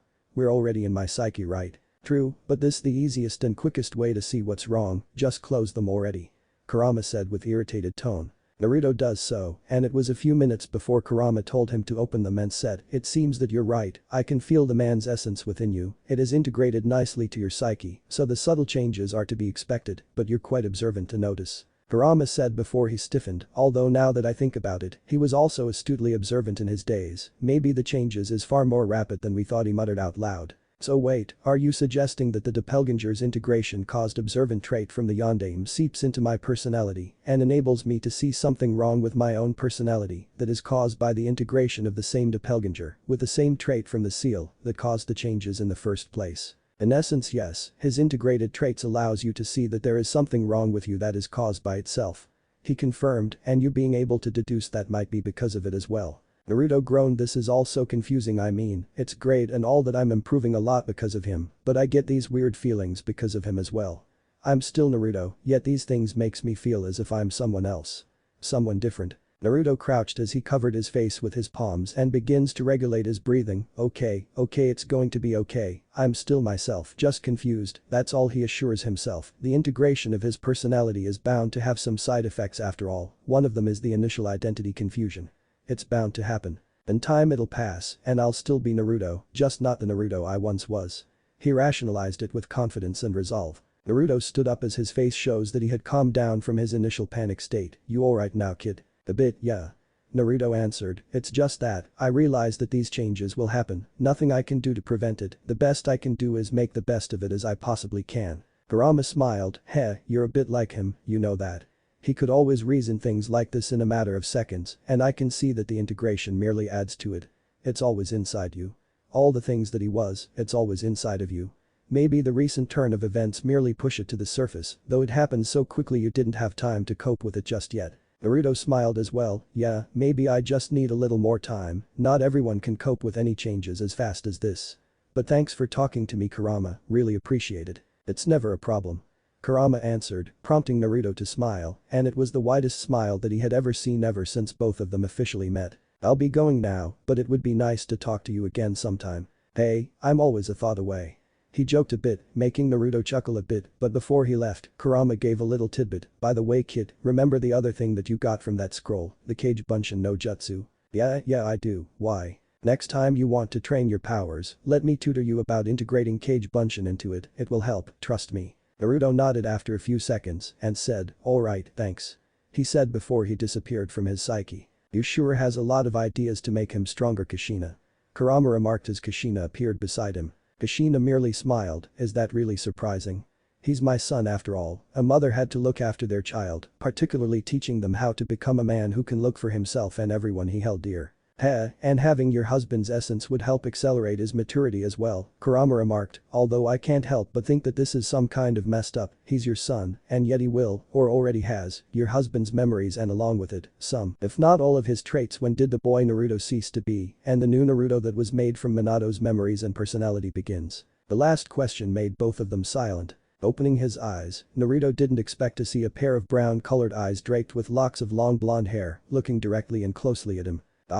Caught by surprise, Naruto flinched and instinctively moved backwards. It was Shizuka who was looking at him with such close proximity. This time, she's not wearing her black coat and pants, she still wears her light blue shirt, along with black shorts that gratuitously shows her smooth thigh. Are you okay? I called you a few times, but you didn't respond and your eyes were closed, were you sleeping? Shizuka asked. Yeah, I was just taking a shut-eye for a second, nothing to worry about. She looked at him quizzically before shrugging and said, well, are you hungry? To which Naruto nodded, what do you want to eat? But mind you, I'm not as good as a cook as my brother, so don't expect anything fancy. Do you have any ramen? Naruto asked quickly. Shizuka smiled, as a matter of fact, I do, it's only instant ramen cup, but I can get a little creative to make it a bit tastier, I'll make 2 for both of us, okay? She said as she goes to the kitchen to prepare the meal. Naruto mulled over what he had learned about the integration of Yondame's personality. I think that the questioning self-identity is only going to be a problem in the initial phase. As time goes on, the change will be so seamless that I won't even question it, but besides some new traits, I won't be so indistinguishable from the man. He sighed as he rubbed his head, possessing an unheard power in ninja history. Crisis of identity. Can my life get more interesting? Then, as if on cue, the sound of the back door being opened was heard. Naruto stood up and goes towards the door to see who it could be, even though he already knew it was Shinji. But when he arrived at the door, he was welcomed by the sight of Shinji bleeding profusely from many cuts spread across his whole body, along with having a hard time to even breathe. His black shirt is wet due to him being covered by sweat, and he couldn't even stand up straight as he leaned on the nearby wall for support. Hey Naruto, Shinji said tiredly before he collapsed. Luckily, Naruto prevented him from falling down completely as he managed to catch him using his power, but before he could notice, Naruto goes over to him and held him. Hey, Shinji. What the hell happened? But he wasn't responsive. Clicking his tongue, Naruto lifted him up, using his telekinesis ability to partially lift him up and brought him to the living room and put him on the couch. Just in time, Shizuka came to the living room, on her hands are 2 ramen cups ready to be eaten. Alright, the ramen is ready to be sir. She stopped when she saw the state her brother is in. Putting the ramen cups on the desk near the couch, she immediately goes to her brother's side. What happened? She asked Naruto, trepidation filled every word that's spoken. The blonde young man shook his head, I don't know, I heard the back door being opened and goes to look, and I found him. He collapsed directly after he arrived. Gritting her teeth in anger at seeing her brother in such a state, Naruto saw a glimpse of murderous glint in her eyes, and she clenched her fist so hard it turned white, but she calmed down considerably after Shinji woke up and placed his hand on top of her own. Calm down Nichan, I'm fine, he assures her through his ragged breathing. Then Kami, Shizuka said breathlessly, what happened, Shinji? I got caught while I was surveying the layout of the camp, even though I was quite far from the camp itself, and perched on a tall tree for me to be seen, he started, but then, he showed himself Sensei Yaju. What does he look like? Naruto asked. Huge, abnormally so, and he easily towers the rest of them. I saw him overseeing the bandits that had escaped from us, from the looks of it, he let them go without any repercussion, but then he looked at my direction and threw a spear, it missed me by a fraction, and pierced the tree instead, but it alerted the rest. I tried to escape but was found quite a few times and had to fight multiple numbers of enemies, they made me exhausted, and that was why I got injured. He saw you? And you're sure you weren't supposed to be? Shizuka asked, knowing his brother's skill and stealth approach as something to be admired. Shinji chuckled mirthlessly, and it was made all the more sinister with the dried blood on his lips. Nope, I was in a position where no matter how hard you squint your eyes, it's impossible to see me. He's a monster, that one. The tone makes Naruto stifle a chuckle threatening to come out of his mouth. Shinji's tone wasn't a tone of a defeated man, it was a tone of amusement, hell, even excitement. He wants to fight that monster, isn't he? He thought. He is, he's an interesting man, not to mention her sister, you know, her strength can be equal to the Tsunade woman from your village. I wonder if they're related in some way, Kurama said through their link. The similarities are present, but there's no way. Tsunade was never married to anyone. I suspect a couple of one-night stands, but she must have prepared a countermeasure to prevent pregnancy. She's a medic ninja after all. Oh? And how do you know these things? As I recall, you're always lazy at studying shinobi history, not to mention you speak about her as if you know about her.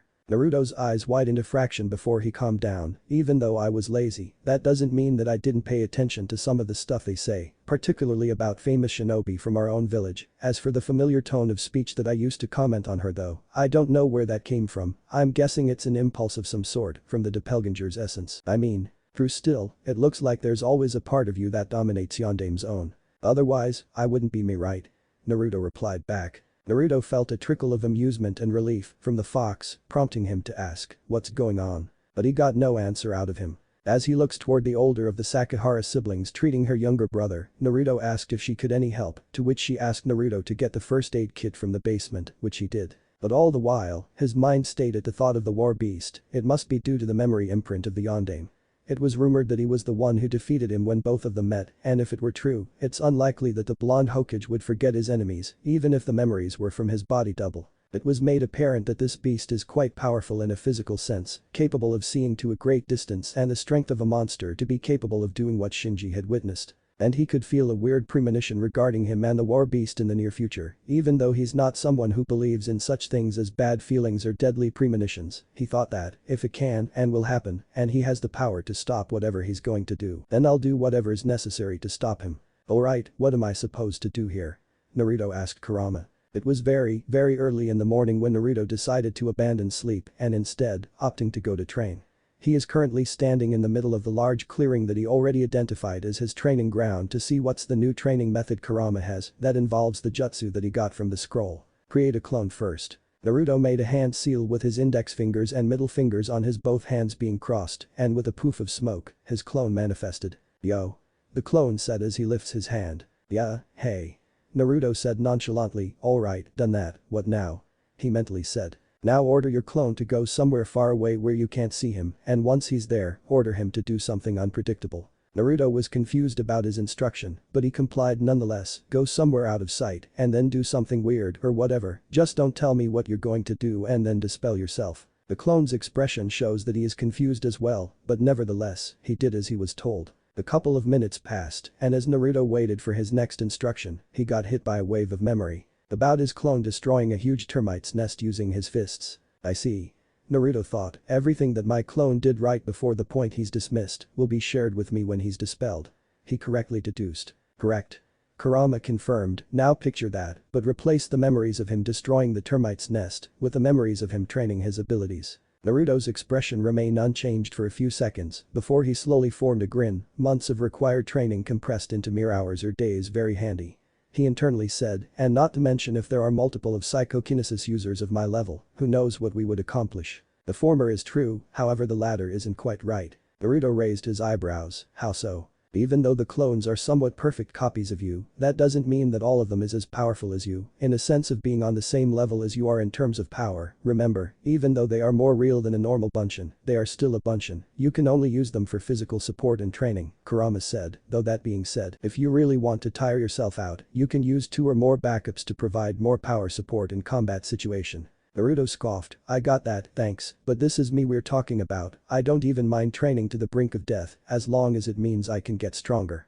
He confidently stated. Inside of his mind, Naruto can hear Kurama chuckling. That's what I like to hear, kid, he said. Now, let's get to the next part of training, shall we? Right, let's do this. Naruto said. Now I want you to surprise me, Kurama ordered, which confused Naruto a little bit, but he elaborates, use your whole chakra and summon as many clones as you can. Naruto immediately understood, how many are we talking about here? The boy with the whiskers said with a grin. As I said, kid, surprise me. Naruto's grin widened, he made the hand seal and said Kage Bunshin no Jutsu.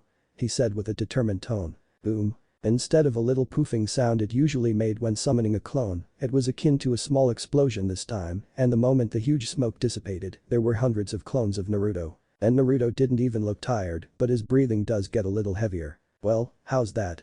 He asked Kurama. Nah, could be better, but not disappointing either. Either way, it hardly surprises me. Naruto had somewhat expected that, but that didn't stop him from asking, well, who could do it better than me then? Admittedly, not a lot. Kurama said, which somewhat boosted Naruto's ego, but the list of those who can does include your idol, Yondaime Hokage. In response to that, Naruto merely smiled. Huh?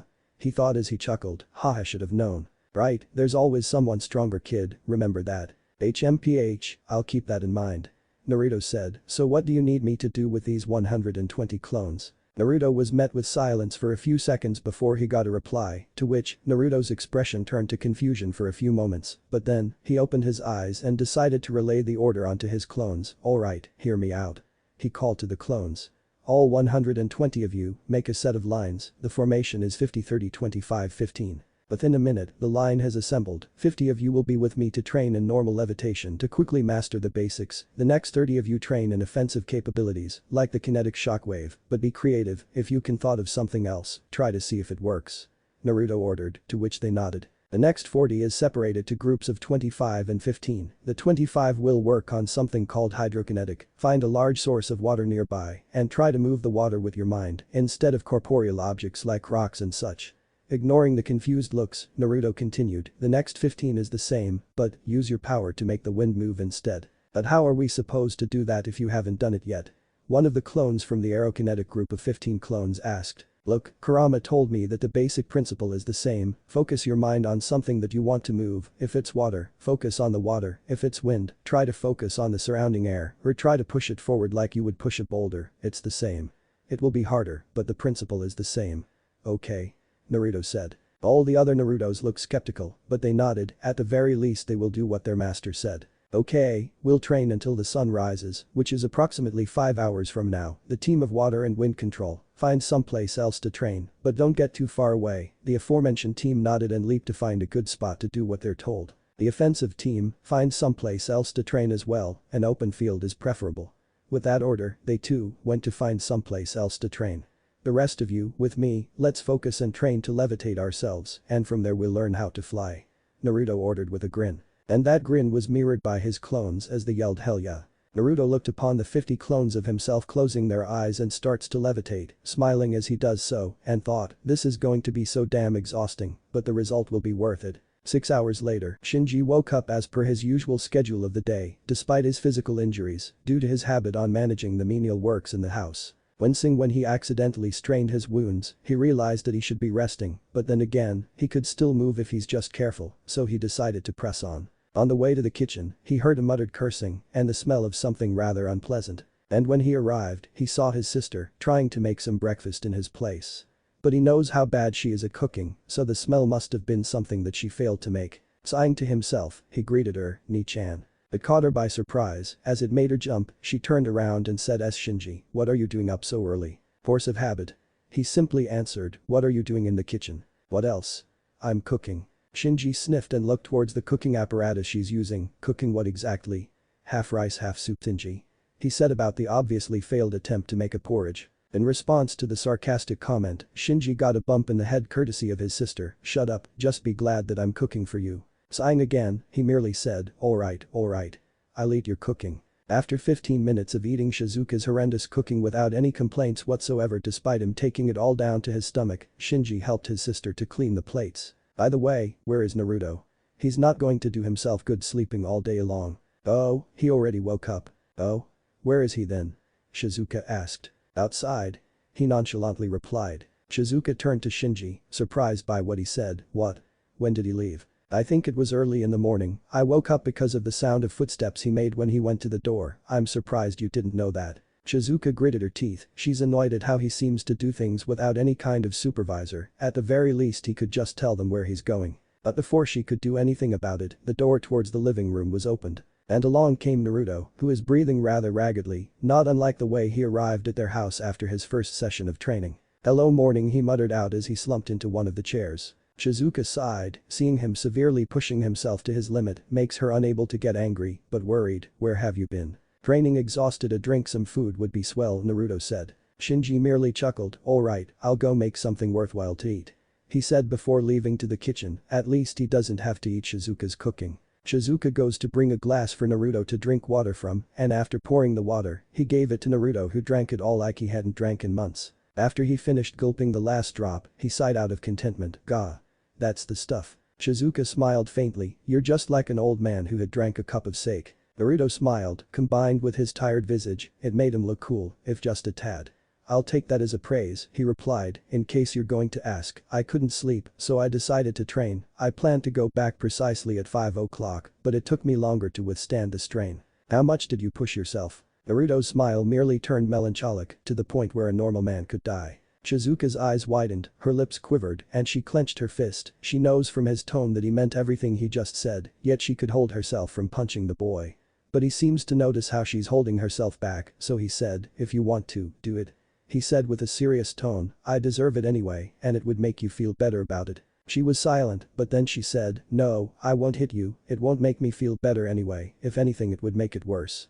Then she proceeds to sit beside Naruto and squeezed his shoulder, but don't do anything like that again, especially without anyone to watch over you again, okay? Even though she squeezed his shoulders quite hard, her tone of voice shows how worried she is. Alright.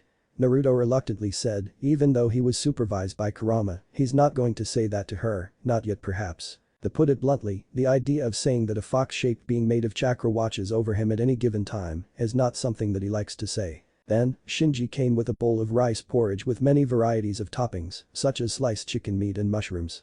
Eat, you'll need it. Naruto took the bowl and the spoon that Shinji also brought. I did Akamasu. He said before eating. 5 minutes later, while he's in the middle of his meal, Shinji asked Naruto, out of curiosity, what did you do out there? You look like you just passed a war zone. Naruto stopped eating for a few seconds to reply, training. Before resuming his previous activity of sending the food to his stomach. Training? Shinji incredulously asked, what kind of training that pushed you that far? Shinji waits a few seconds as Naruto finished his meal, then he looked at Shinji with a mischievous smile on his face. Naruto focused his eyes towards Shinji, and a mere second later, he found himself floating. "Eh? Wait a while," how Shinji muttered in bewilderment as his body twirls around as if something is holding him afloat. Shizuka giggled, already knowing the extent of Naruto's power, then, Naruto answered, this is what I've been training on, remember that bandit that I threw to a wall? This is how I did it. He explained as he put Shinji down and released his hold. I couldn't sleep for some reason, and I decided to train, it made me tired, but it sure as hell helped me getting stronger. How powerful are you? Shinji asked, the previous euphoria of floating in the air without any visible support still dominating his mind. Just enough for now, for the future, perhaps more. He replied back. Maybe when you guys are free, I'll show you something that I learned during my night out, would you like that? Shinji nodded, yeah sure, we would like that. He replied as normally as he could. But not tonight, I think we still got a lot of days ahead of us. Naruto smiled before he stood up, alright, now, what should we do next? The first task that was given to him by Shinji was to bring a couple of crates that contained foods and stuff like those to several houses in the neighborhood. That went pretty well, and by delivering the goods to the people in Shuran, Naruto becomes rather familiar with the other people around. After that's over, Naruto was ordered to clean the place, again, not that hard either, considering that he mostly used his powers to get the job done as quickly as he could. And when it was somewhat late in the afternoon and the store was closed, Naruto went towards the nearest river from the settlement, which is 1¼ mile away. He would have brought Shinji and Shizuka with him, but the former was kind of busy with his business, and the latter said that she had left to search for something. She didn't tell them what, but she was rather serious about it. The hydrokinesis team had found the place when Naruto ordered them to train. It was a big river, yet it was somewhat shallow, as its depth can only reach right below Naruto's knee, and there are only several fishes swimming around, and most of them are small. Naruto merely grinned before he crouched down to see the movement of the fishes who doesn't even recognize his presence.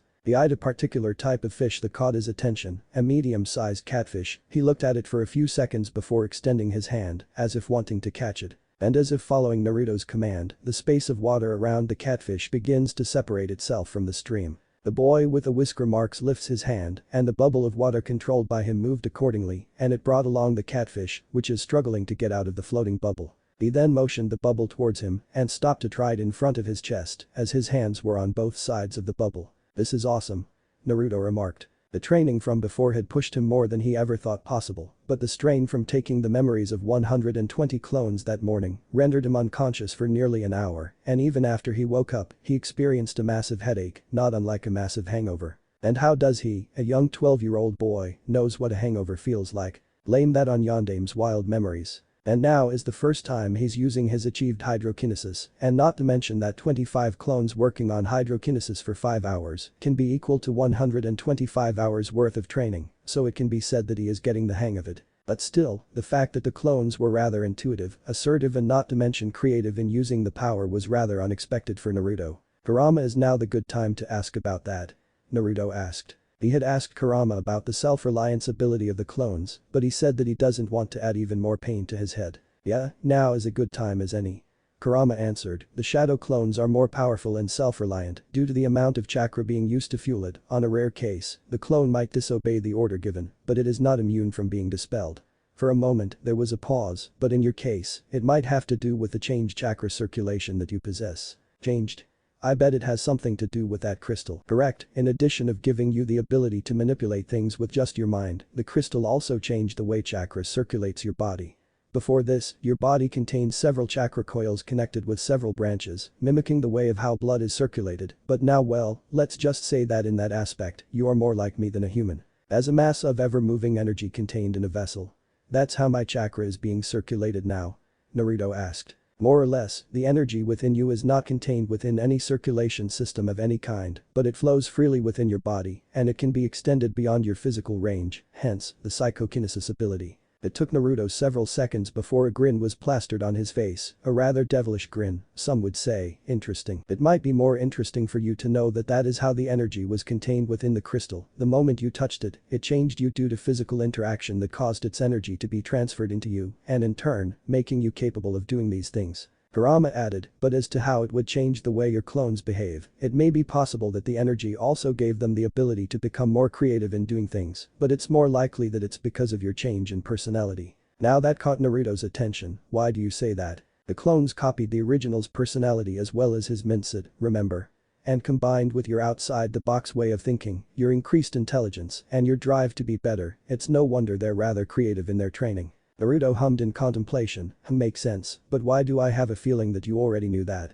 You did, didn't you? He could literally feel the fox grinning. Well, I'll let you decide on that, he cryptically replied with an amused tone. And did you master flight yet? Naruto merely scoffed and returned the bubble to the river. Then, he puts his hands on the pockets of his jeans, and without even a gesture or concentrating too hard, he floated off the ground, and the radius of his energy that lets him float also made several pebbles and dusts from the ground he was standing on goes with him. The lift-off is a piece of cake now. The flight itself will took some more training to get fast enough for quick transportation method, but I'm getting there.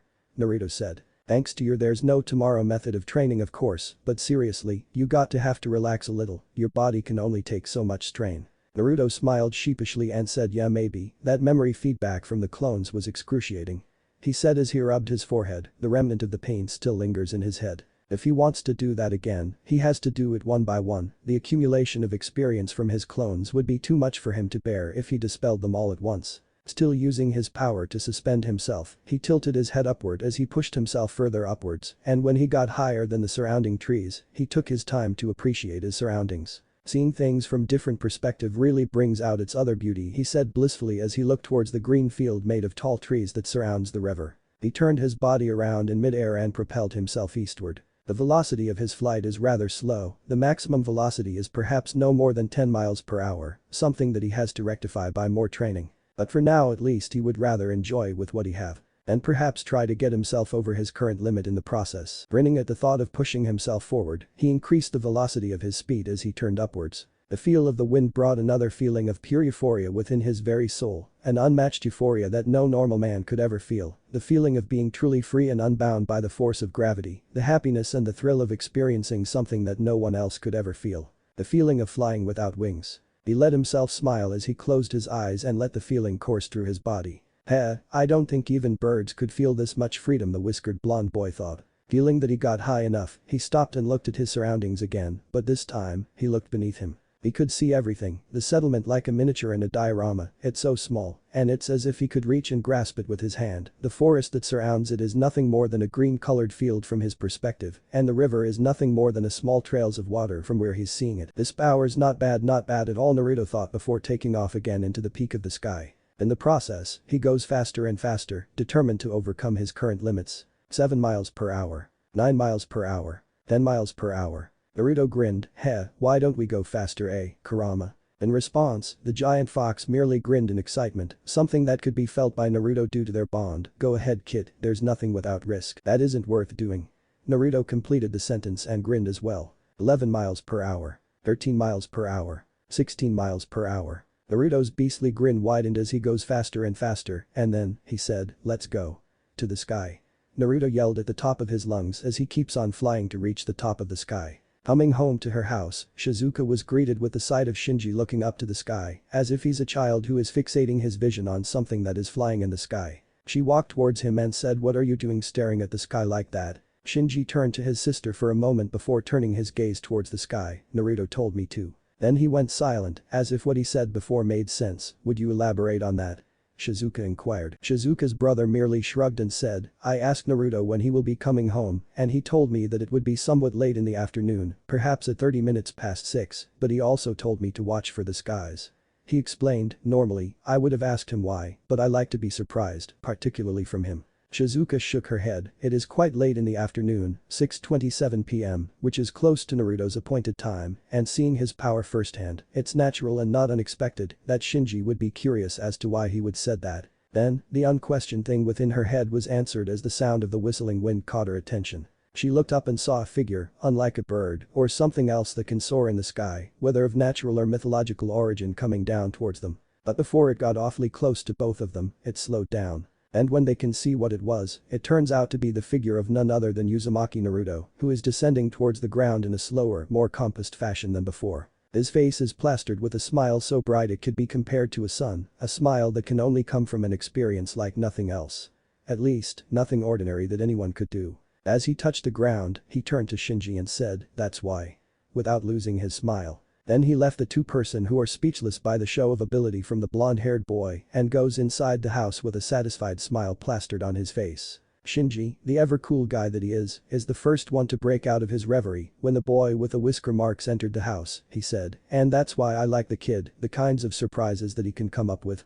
It's insane, I tell you that. The next day 1:35 a.m. Naruto is perplexed. After explaining how he can now fly with ease along with how he is more adept at using his power and then helping the Sakahara siblings with their house chores yesterday, Naruto had gone to sleep at 10 o'clock. It was all good and normal, but then, he woke up at 0 a.m. in the dead of night without any headache or tiredness that should accompany waking up after sleeping for only 2 hours. In fact, it felt rather normal, it's as if he had been sleeping peacefully for 10 hours straight. After 20 minutes of trying to get himself to sleep and failed, he decided to come down to the living room and eat something, he was quite hungry. Preparing the instant ramen and finishing the meal along with the cold milk that he took from the fridge took him 30 minutes as he was not gulping the food and the drink like a rabid animal. 10 minutes of waiting to get sleepy proved to be fruitless as he doesn't get sleepy at all. The next 25 minutes was spent on jogging around the village and subsequently the forest nearby as he tried to get himself as tired as possible to sleep. But it didn't work, so he did the next best thing, he ran to the nearby river and summoned 30 clones, then he ordered them to train, 10 in aerokinesis that he's still somewhat struggling to get a hold of, 10 in hydrokinesis to make his mastery of the water manipulation more perfect, and the next 10 is separated into 5 pair of twos. With one of the pair attack the other with the offensive capabilities of the power, and the other use the defensive capabilities to protect themselves from the attacks.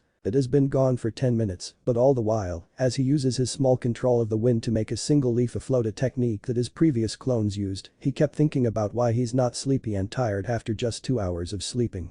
It could be the sign that I'm getting old, but that is unlikely, since I'm just 12, Naruto speculated. The more likely possibility, however, is that with the crystal changing how my body works, it also changes the hours of sleep that my body needs. I'm not that prone to fatigue as much as when I'm a normal human, and I recuperate rather quickly without any external aid whatsoever. Perhaps it changed the way my body rests, shortened the time needed for me to sleep because of the swirling energy within. He turned his attention to one of the clones who is having some trouble controlling the wind with a method of lifting leaves with the wind. Then, one of the clones said to the one having some trouble, "Hey, you're not doing it right, you're supposed to move the wind beneath the leaf and then maintain its movement so that it stays afloat, it's the basic technique." The clone turned to the one who advised him, but instead of doing what he was told, he replied, "That's precisely what I'm not doing, I'm trying something else." Now this caught the real Naruto's attention, he turned towards the clone and asked, "Tell me, what exactly are you doing?" The clone seems to hesitate for a second, but then he said, "Well, I figured that making the leaf stays afloat using the wind is rather basic, so what I'm trying to do is to slash it to shreds using the force of the wind. And that explained why you're using too much force than needed to make it floats." The real Naruto said, "But that doesn't explain why you just get to the point and try to shred it." The clone grinned, "See, I don't just aim to shred it with force, I'm trying to be as efficient as I can, I'm aiming to command enough gale force to rip it to pieces in one go, but so far, it's not working." Naruto thought about what his clone's trying to do, it seems that the method the clone was trying to use is somewhat more feasible, so he tried it as well. But he couldn't summon enough force from the wind to tear the leaf apart, let alone shred it to bits. Sighing to himself, he summoned another 10 clones and said, "Do whatever that one told you to, no questions, alright," he said as he points towards the clone who pursued another method to train. "Wait a minute, boss, are you sure?" the said clone asked. In turn, Naruto shrugged, "You're the one who came up with it, you teach them.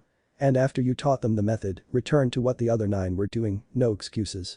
He simply replied. The clone, having no rebuttals to what the boss said, sighed and turned towards the 10 new clones. Naruto, still doesn't want to let the full training be handled just by his clones, turned towards the leaf and concentrating on how to shred the leaf. But still, he does so without abandoning the next thing that comes from his previous thought, if his body had been changed by the crystal, when will the change stop? Kurama heard his thoughts and said, "Don't let yourself think about that too much, I'll look into it a bit more, so just stop having these depressing thoughts, it's not just affecting you, it gets to me as well, and it's not that pleasant." Naruto sighed, right, burdening myself with thinking that all the time is not good either, I'll wait till you find something, in the meantime I'm going to train, seeing that I can't sleep.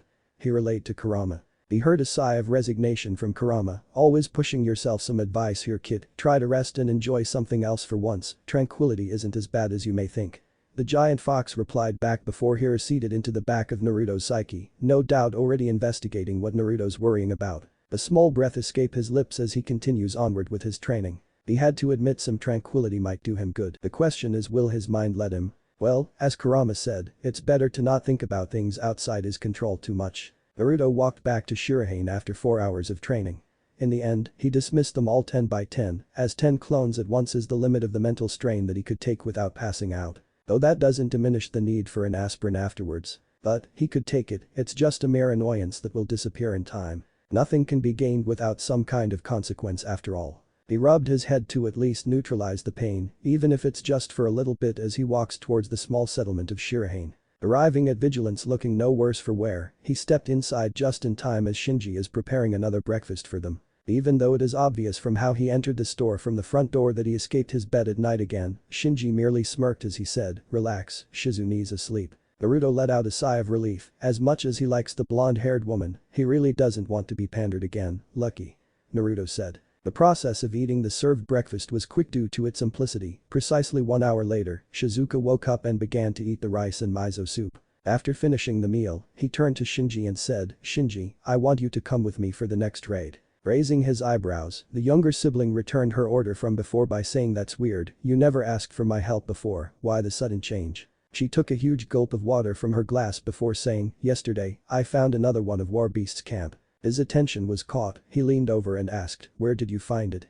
How did you know it was his?" "Northeast, 7.5 miles from here, and it was marked with his emblem, it was rather obvious." She answered. "How about the outpost that I saw before? The one with the War Beast?" Shinji asked. "It was abandoned."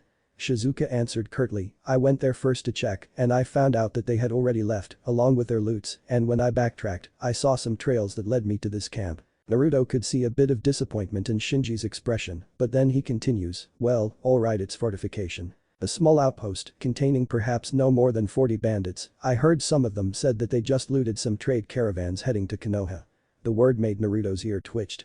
But neither siblings noticed it, along with some prisoners, some of them are young females. Shinji's expression turned from its usual careless expression to one filled with anger, he icily said when. 2 o'clock in the afternoon at best, go ahead if you want to prepare yourself, Shinji," Shizuka said. In response, Shinji immediately left, presumably to prepare himself for the raid. Seeing the conversation firsthand however, Naruto asked Shizuka, what was that all about? Prompting her to turn her head to him, I know that it's the war beast's camp, so you want to take precautions, but I'm assuming that he have some grudges that needs to be taken care of. Shizuka sighed after a second of pause, then she said, he's a chivalrous person, he hates the idea of someone taking away someone else's belongings without their consent, and more than that, he loathes someone that take, or in other words, kidnap a person against their own will, one of the main reasons he hates bandits. She explained, due to the fact that most bandits live by leeching other people's hard work, whether it's stealing someone else's treasure or forcing someone to be their things for them to use. Naruto frowned, never liked those kinds of stuff either, I guess I can see where he's coming from. He remarked, and not wanting to make you angry or anything but, would you mind if I tag along? She raised her eyebrows and asked him, why would you want to come? The boy with the whisker marks shrugged, just thought that it would be interesting, what? I can't. Shizuka sighed, no, you can't, not that we're afraid of you getting hurt, but somebody got to stay here and maintain the store while we're gone, and that only leaves you. So, you'll be staying. Naruto shrugged, well, can't win everything I guess he said in mock despondency, and Shizuka can tell that he's not that bummed out from not being included. How right she was, as Naruto didn't mind having to stay or to come with them to the raid, he just wants to alleviate his boredom, and either way, he could do something interesting, raiding a bandit camp or not. Unclothing himself from the black shirt that hasn't been changed for 2 days straight, Naruto goes over to the bathroom to take a bath, but not before he said, I'm going to take a bath okay. Been training for too much that the smell of sweat starts coming out of the shirt. And due to the fact that he said it without looking at the blonde-haired older woman, he didn't see the look he got from her, as despite being a 12-year-old, his body looks so lithe, his rather well-built physique that looks like an avid professional swimmer, easily snared her eyes and prompted her to stare at the young boy rather hungrily, like a lioness that saw an enticing prey in the savannah and wanted nothing more to pounce and devour it. Shaking her head furiously to get her mind out of the gutter, she said to Naruto, yeah sure, gee go ahead, Naruto. Though she tried to be calm and cool when she said that old familiar feeling that comes from seeing such favorable subject made her stutter a little, which she silently cursed herself for. Luckily, Naruto didn't notice as he merely nodded and goes to the bathroom, leaving the woman sighing at her own unwanted desire that had spruced up due to the young boy living on the same roof with her. Reminded of the times when Shinji used to call her a shotgun due to her admitting that he likes men who are younger than her, she lightly punched her head to get her mind straightened out. It was somewhat late in the afternoon when Naruto was left all alone to stay in the store. Shinji and Shizuka had left much earlier to go to the war beast's camp, hell-bent on rescuing the prisoners the bandits have taken. When they left, Naruto had taken care of everything for the day, it was somewhat tiring, but there's nothing that can beat having 10 clones sharing the workload with you. After making sure that he had done everything, Naruto closed the shop rather late than its usual time, just to be absolutely certain that no one else is going to come inside to do some transaction anymore. Currently, he is lying back on the roof of the storehouse, wearing a simple short-sleeved blue shirt with a white-colored star symbol on the chest and black jeans, while he lazily looks into the sky, not unlike the usual attitude of a certain friend of his, finding that lying down on the sofa inside the house and staring at the ceiling is jarringly boring. He sighed rather contently while seeing the stars, look at that it's an untouched frontier, bereft of human interference whatsoever he mulled, what could possibly be up there I wonder? Such limitless potential. Without any warning whatsoever, a certain Biju interfered, you know kid, more and more you think like the Yondaime, despite having no flashes of memories, don't you feel strange at the difference between the present you and you from before? Did I really think like him? Naruto asked. He once wondered what lies beyond the stars as well, going so far as to design a device that would have enabled him to see beyond the atmosphere of the earth that we live in, a design that was never materialized due to his death. Which you provided by the way, Naruto said to Kurama, reminding the fox that he was responsible for the man's death. But then he chuckled, should have known a man like him would think beyond what he could actually reach. After he said that, Naruto immediately had an epiphany, what if the blueprint of the device is contained in his memories inside of him? Perhaps he could continue his work, but how to him that might work.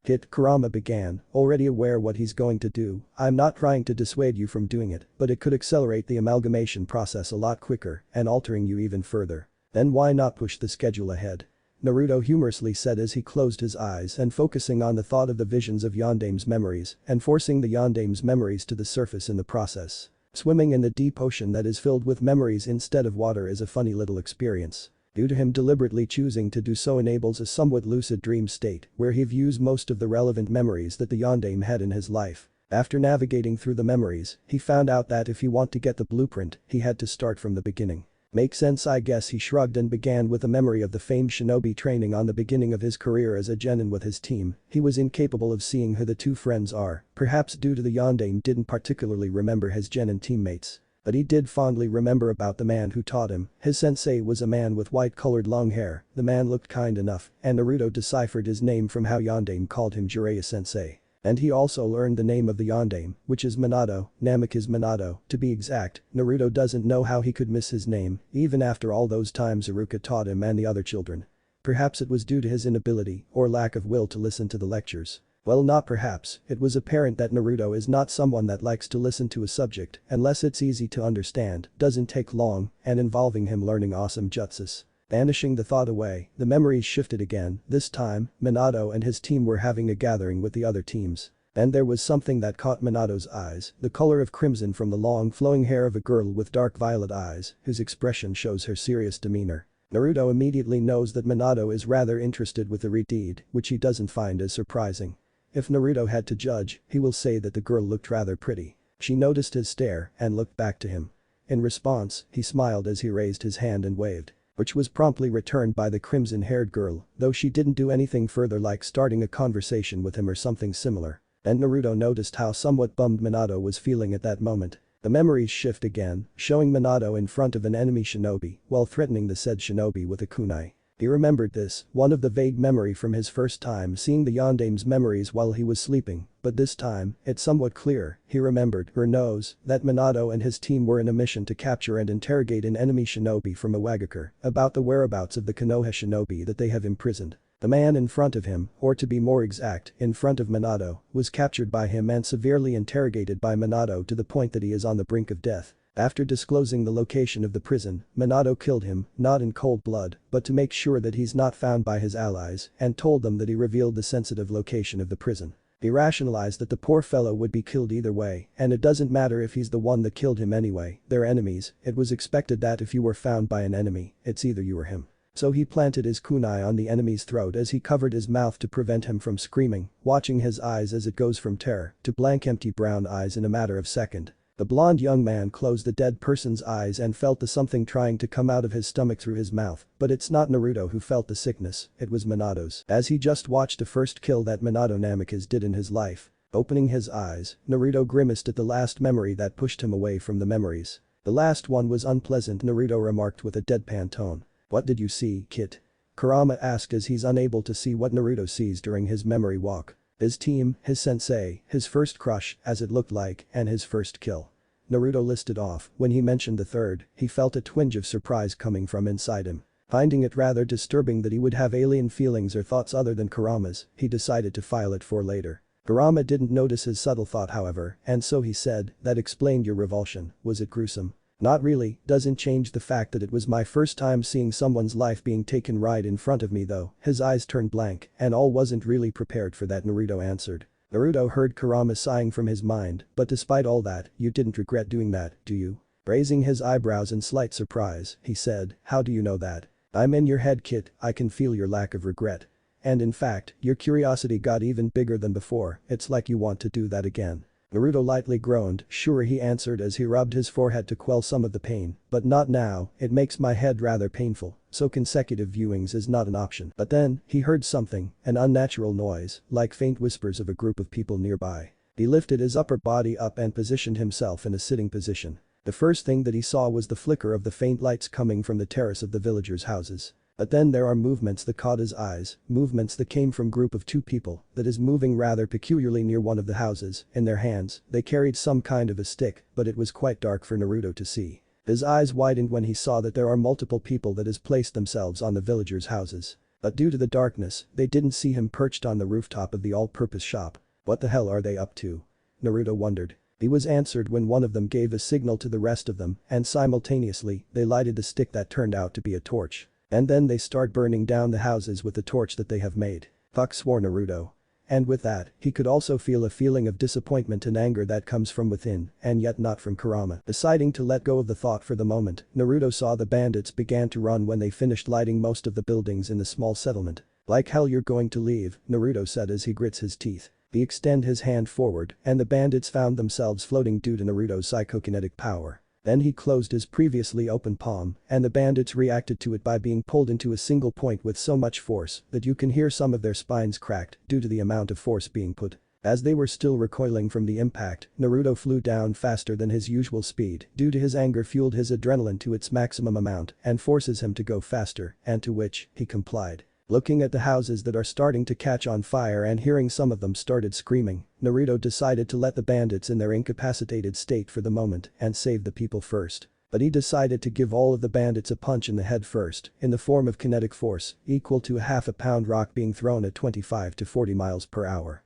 That should keep them unconscious for longer, Naruto wryly thought. Flying with the fastest velocity that he could achieve, he rescued the people trapped inside using his psychokinetic powers while forcing himself to his limit to make the rescue process a lot faster. Gladly, the rescuing people part wasn't that hard, it only took him 1 minute and 48 seconds to rescue everyone and putting them quite far away from the settlement. When he was done, Naruto looked at the people he just rescued. Due to his speed, their mind didn't yet compute the fact that they have just been rescued. One of the many people that he just rescued was a family consisting of a man and a woman, along with their 5-year-old daughter and their baby, who is still being carried by his mother due to his age, which is 6 months old. Then the family and the others that he has rescued looked towards him, most of them in awe as they quickly and correctly deduced that he was the one that saved him in some way or form, and the rest of them was confused as to how they managed to get from their burning house to the field. Naruto looked back towards the burning houses and he decided that with his power, he could do something to prevent them from losing their homes and their belongings. He turned towards them, particularly at the girl from the family that he just saw, who is looking at him rather expectantly, as if she wants him to help them. Deciding to do just that, he said, "All of you, stay here, alright? I'm going to put out the fires first." "How are you going to do that, Ani-san?" asked the little girl with the pigtails from the family that he saw. Deciding to put up a front to comfort the little girl and the settlers that had also turned to him due to what the girl said, Naruto replied with an assuring smile, "Just trust me and watch." Naruto raised his head upwards before he flew, surprising the settlers and headed towards the river that he had found before. Arriving at his destination, Naruto pulled every last bit of his power to pull the flowing water in a large amount and converge all of them into a large floating reservoir of water. Gripping the water tightly using his vastly improved telekinesis ability, he brought the large amount of water back to the settlement. Just in time before all of the buildings can be reduced to ashes. Closing his eyes for a moment to concentrate, he moved his hand and the water followed, as if it was commanded to. Naruto made it hit every buildings on fire and in turn, putting the fires out in the process and saving the settlers' properties as well. After it was done, Naruto breathed a sigh of relief and threw the previously massive amount of water to the nearby forest. He was relieved because in that narrow window, he managed to save most of the settlement and its people from being burned to the ground and captured the arsonists who did those as well. Speaking of which, Naruto turned his head towards the bandit arsonists who are starting to retain their consciousness. But as they're groaning, Naruto flew down and when he landed, he starts to walk menacingly towards them, his eyes filled with such killing intent that it made his visage rather terrifying. Most of the bandits didn't notice this however, but one of them did. As Naruto extends his right hand towards him and activated his psychokinesis ability to lift the poor bandit up in the air, using his neck as the point where he grabbed him. The bandit tried to breathe, which Naruto gave by loosening his grip a little, but then he pulled him closer and said, "Who ordered you to do this?" with a tone that sent chills down the bandit's spine. Despite knowing that it was only a young man who is interrogating him, the bandit dared not to answer incorrectly. "It was our leader." When Naruto received nothing more from the bandit, he continues, "Well, what's his name then?" he said as he tightened the clutch he had put on the bandit's neck. "Inoki. Genma Inoki.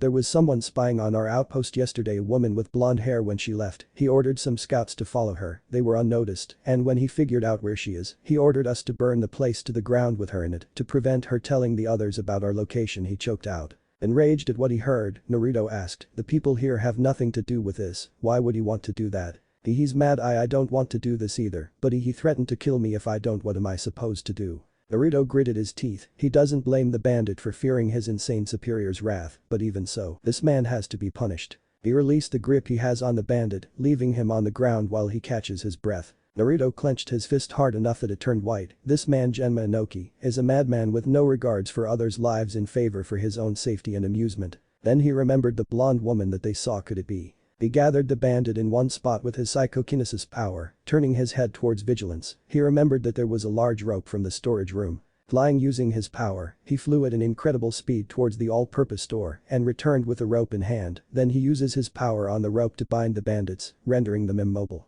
"Is this all of you?"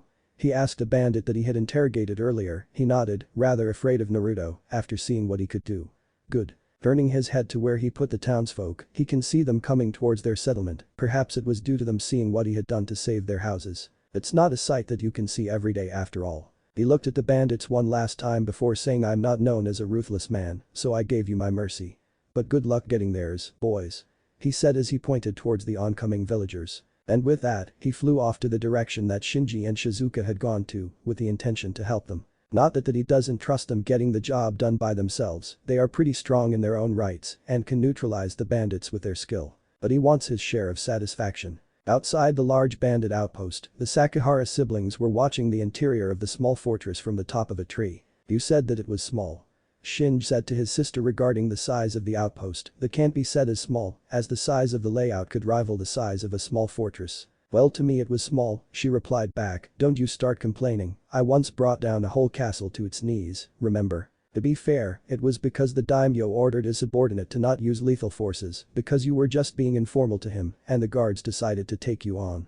And, defeating a whole army doesn't count as bringing down a whole castle, it just shows that you're strong, but not that strong to really take down a castle by yourself. She pouted a little, but he does have a point, she was just exaggerating how she defeated most of the fire daimyo's guards when she was called there to meet him due to her notoriety as the pulverizer of bandits and to receive her exceptional bounty from an infamous bandit known as the red-haired bastard. She had addressed the daimyo rather informally, angered one of the guards and prompted him to attack her, despite his subsequent loss due to a mighty punch to his abdomen. The other guards were riled up, which was foolish, considering that the daimyo didn't seem to mind her informality and that he never ordered for them to attack her. But he did find her battle with his guards rather entertaining, amusing, even.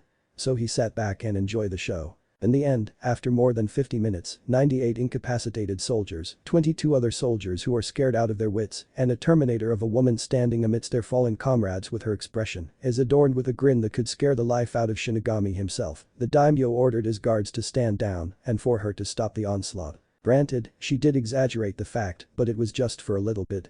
Alright, it looks like there are approximately 50 bandits inside, the prisoners are presumably being caged in the dungeon, but the leader isn't out in the open, probably he's somewhere inside this thing. Then whatever Shizuka's about to say were cut short when there was the distinctive sound of a howling wind that they could identify only as one thing, the arrival of the wonder boy Uzumaki Naruto. True to what the siblings thought of, they saw the figure of Naruto flying in the air until he stopped directly above the outpost. He lingered there for a moment before he flew upwards again. What is he going to? Shinji's answer came in the form of the whiskered boy coming down with an incredible speed. Boom. And when he landed, he instantly delivered a kinetic explosion which magnitude can be equal to that of an explosion that could destroy a large building.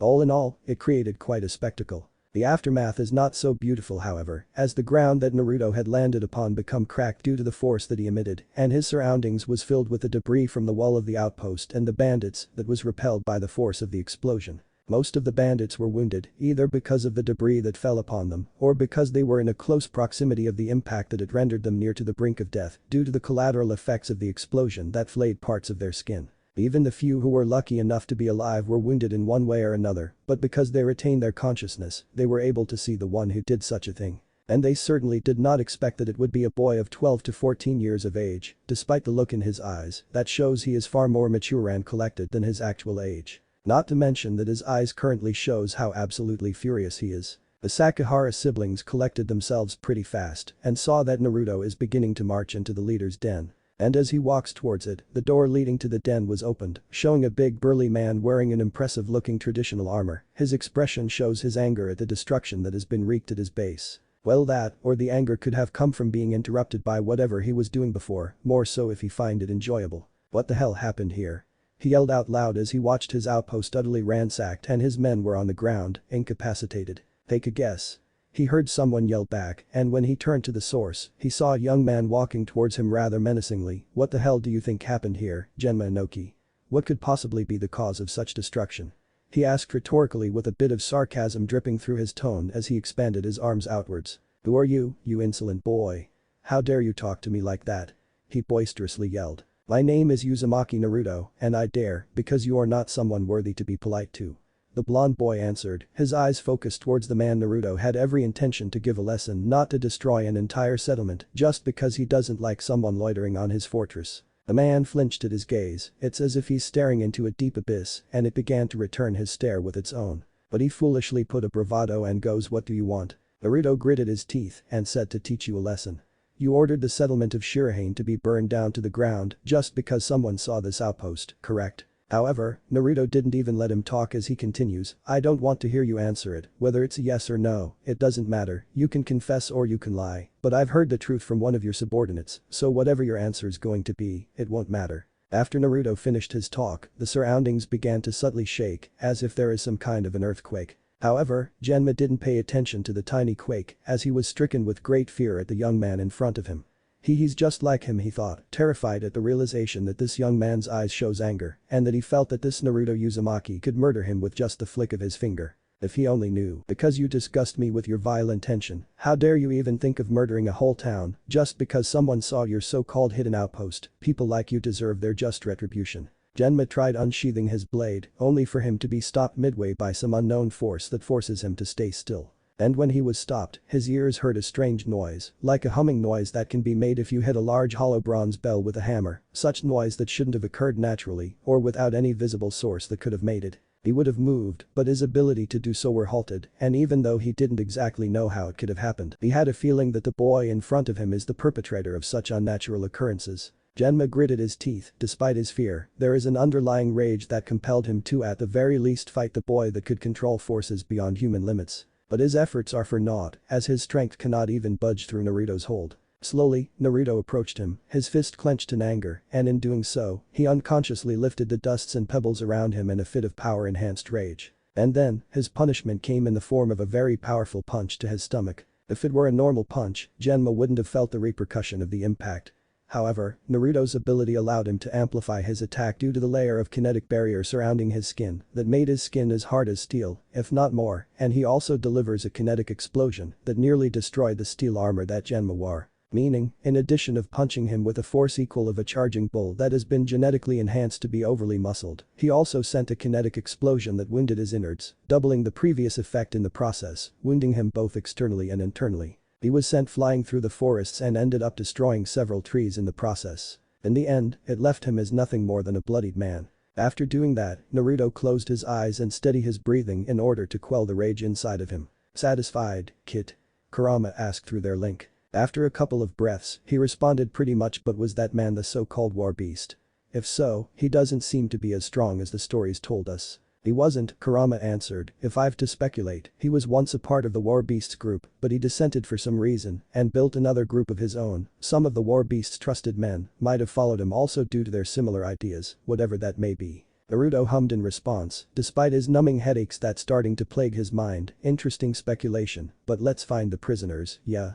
I think Shizuka mentioned that they captured prisoners here. They're at the dungeon. Hearing the familiar voice of one blonde woman that he knows, he turned around and found Shizuka Sakahara coming towards him. The naturally made cave was made into a dungeon by them to hold any dissenters or prisoners. Despite seeing her serious expression, Naruto said, well, what are we waiting for? Let's go. But before Naruto could even walk towards the dungeon, his arm was gripped tight by Shizuka. Shinji will take care of that. The moment she said that, Naruto turned around towards the cave, and there Shinji was, going inside the cave to rescue the prisoners, leaving Naruto with Shizuka. What happened at Shirahane, Naruto? His subordinates was going to burn it down. He answered simply, prompting Shizuka's eyes to widen, but he calmed her down by saying, don't worry though, I stopped them before they could manage to do so. Shizuka's expression turned to relief that he managed to stop them, but then did you? She trailed off, a bit afraid of saying what she wants to say next. Kill them? No. For a moment, Shizuka felt relieved, but I did left them at the settlers' mercy, don't know which is worse. And her relief was instantly gone. A mob could, technically, deliver a much harsher punishment to the arsonists. But I don't know about that guy though, Naruto nonchalantly said about the man whom Naruto had sent towards the forest at terminal velocity. Shizuka sighed, she could understand his anger at the man's intention, and she could understand why he punished him that way, therefore, despite being dissatisfied with his actions, she decided to let it go. Don't worry, he probably deserved worse.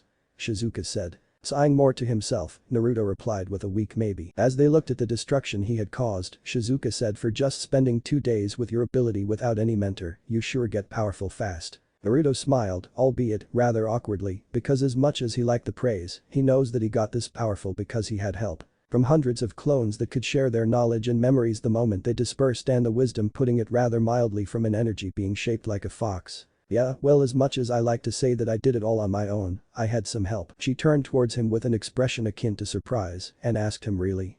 Who?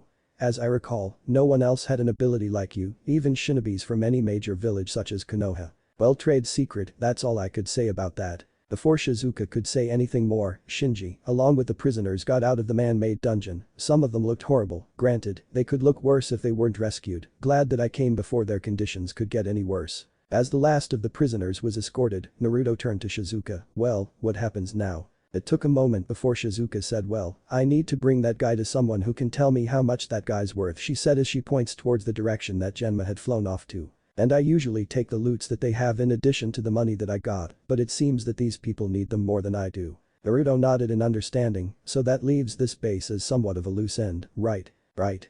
Shizuka confirmed, usually, I would leave it well enough alone, but if this were to be left this way, it could leave some people to use this place again. This fortress is pretty big. True, Naruto muttered. Then he smirked and said, do you think we should ransack the place? Returning his grin with her own, she replied, it seems we're of the same mind here, let these people out first, take whatever we can, and then come back and destroy this place. Shinji, who is watching from quite a distance, merely sighed, seeing the sight of the two blondes grinning like a maniac at the prospect of destruction.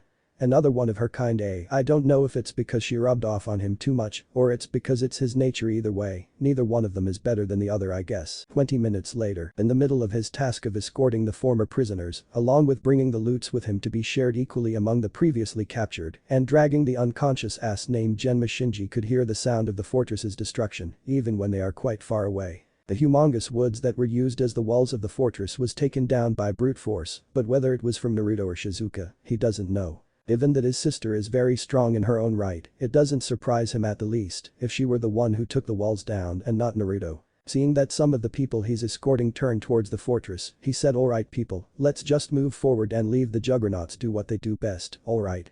To which they comply. But after continuing down the road for another 20 minutes, he and the rest of his escort stopped in their tracks again as they felt an unnatural movement of the wind. Turning towards the way the wind blows, he saw that it's starting to form a tornado right in the middle of the fortress, presumably adding to the destruction that the two blondes have caused before. But he had a feeling that it was not a freakish coincidence. In fact, considering his ability, it's not a big surprise that it's him that summoned that. But despite that, he sighed in disappointment. I wish I was the one who can see whether it's really him or not, he thought before he shook his head. Of course it's him, if not him, who else could make that? The idea that there's someone else that could move everything with his mind other than the blonde-haired boy scares him somewhat. Honestly, do you really have do that back there?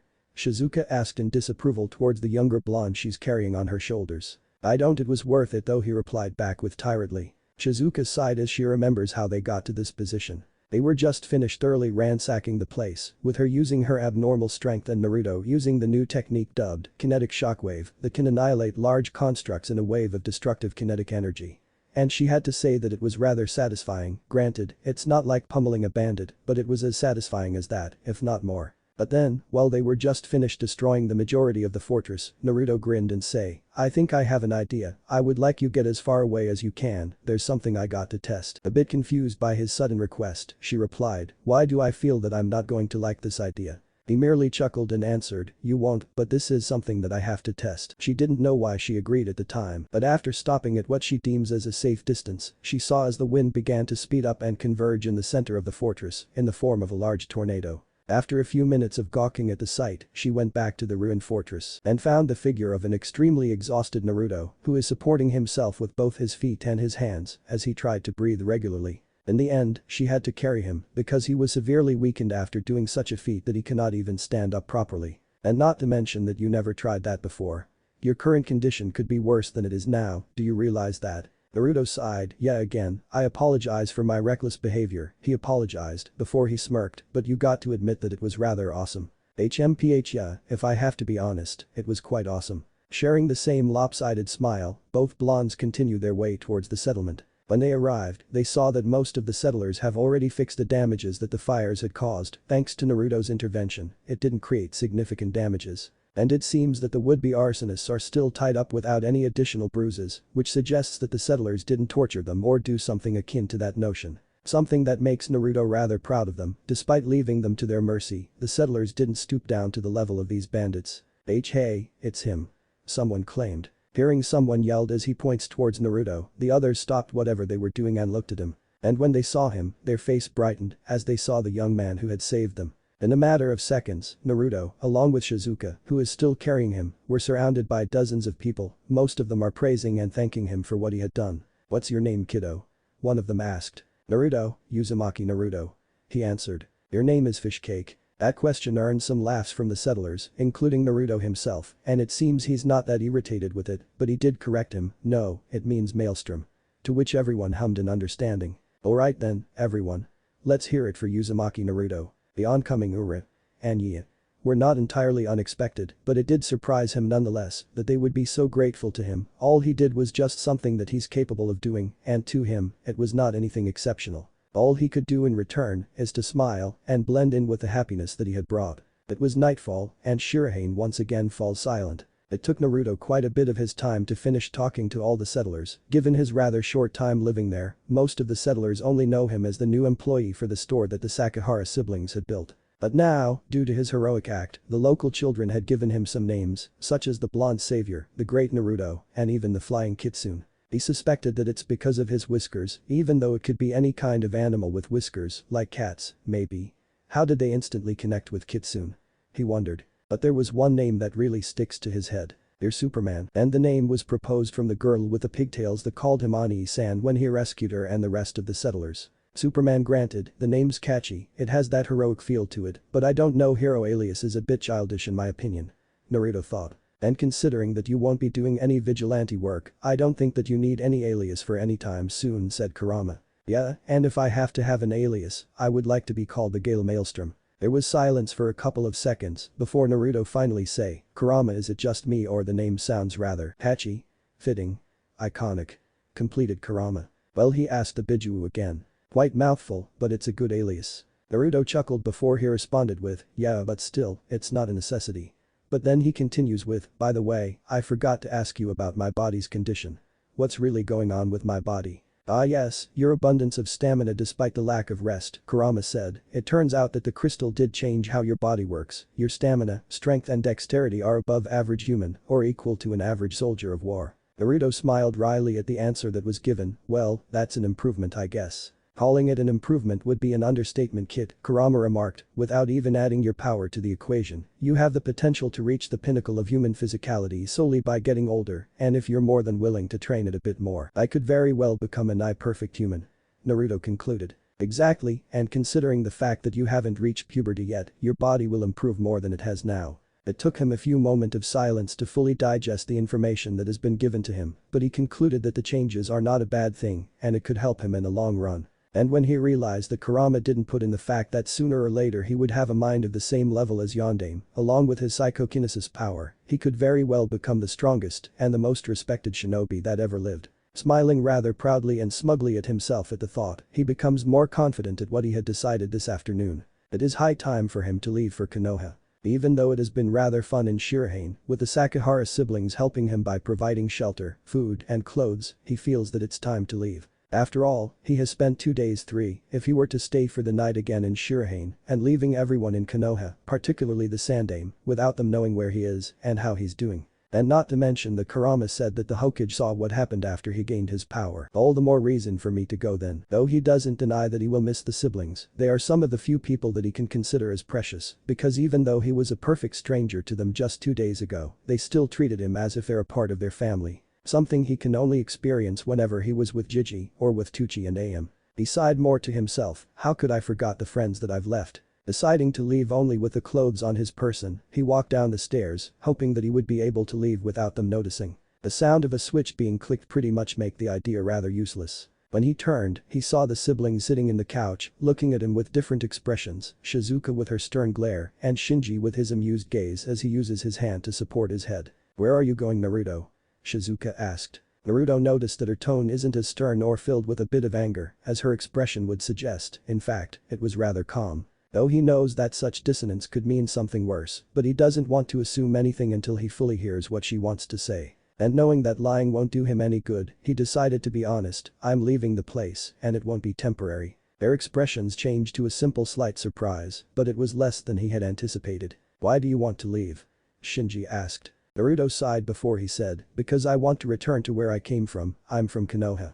I stumbled here because I needed some clothes and a place to crash for a while, so that I can train my powers for a little bit, and it turns out to be longer than I expected." Leaning towards him as she's still sitting down, Shizuka said, "Look Naruto, we're not going to prevent you from leaving, but at the very least we want to know why, so please sit down, talk to us." Naruto blinked twice, and after a few seconds, he relented and sat down on the chair directly in front of the couch that the siblings occupied. "Well, to give you a sense of context, let me start with the last 2 years on my life and to how I got here. And that's pretty much how life goes for me these past 2 years, at least as far as I can remember, and given that it hadn't been that much different since I was 7, chronicles of 2 years from my life wouldn't be less important than the one with 5 and wait, why do you guys look like you're holding back tears?" Before Naruto could respond, Shizuka walked closer to him and gave him a hug while she stroked his head. Which made the whiskered boy rather confused and prompted him to say, "Oh, okay, well I appreciate the physical contact, why are you hugging me out of nowhere?" She sniffed before she pulled back from her hug and looked into his eyes. "Out of nowhere? It's not out of nowhere, you told us how you're an orphan without a clue to who your parents were, you have been living by yourself for 5 years, you were treated as if you're an outcast your whole life, and despite your struggle to be known, only few acknowledge you yet, even with all of that, you're still able to smile as if you're living a joyous life. If anything, I wish I had known earlier to treat you better than I have." Despite leaving the ceiling of Kyuubi out of the equation, to which the fox agreed, Naruto's life was not a happy-go-lucky story, and it made the siblings rather saddened at hearing the situation of his life. But despite that, Naruto considered it as an uneasy life, but not a saddening one. Sure, he was a little jealous and angry at children who took their parents' love and care for granted, and he once dreamed of having a family that loves him, but due to the treatments that had been given to him, he had become a bit desensitized. "But you did treat me well, you gave me shelter, clothing, and meals for free, I don't know if you can top that."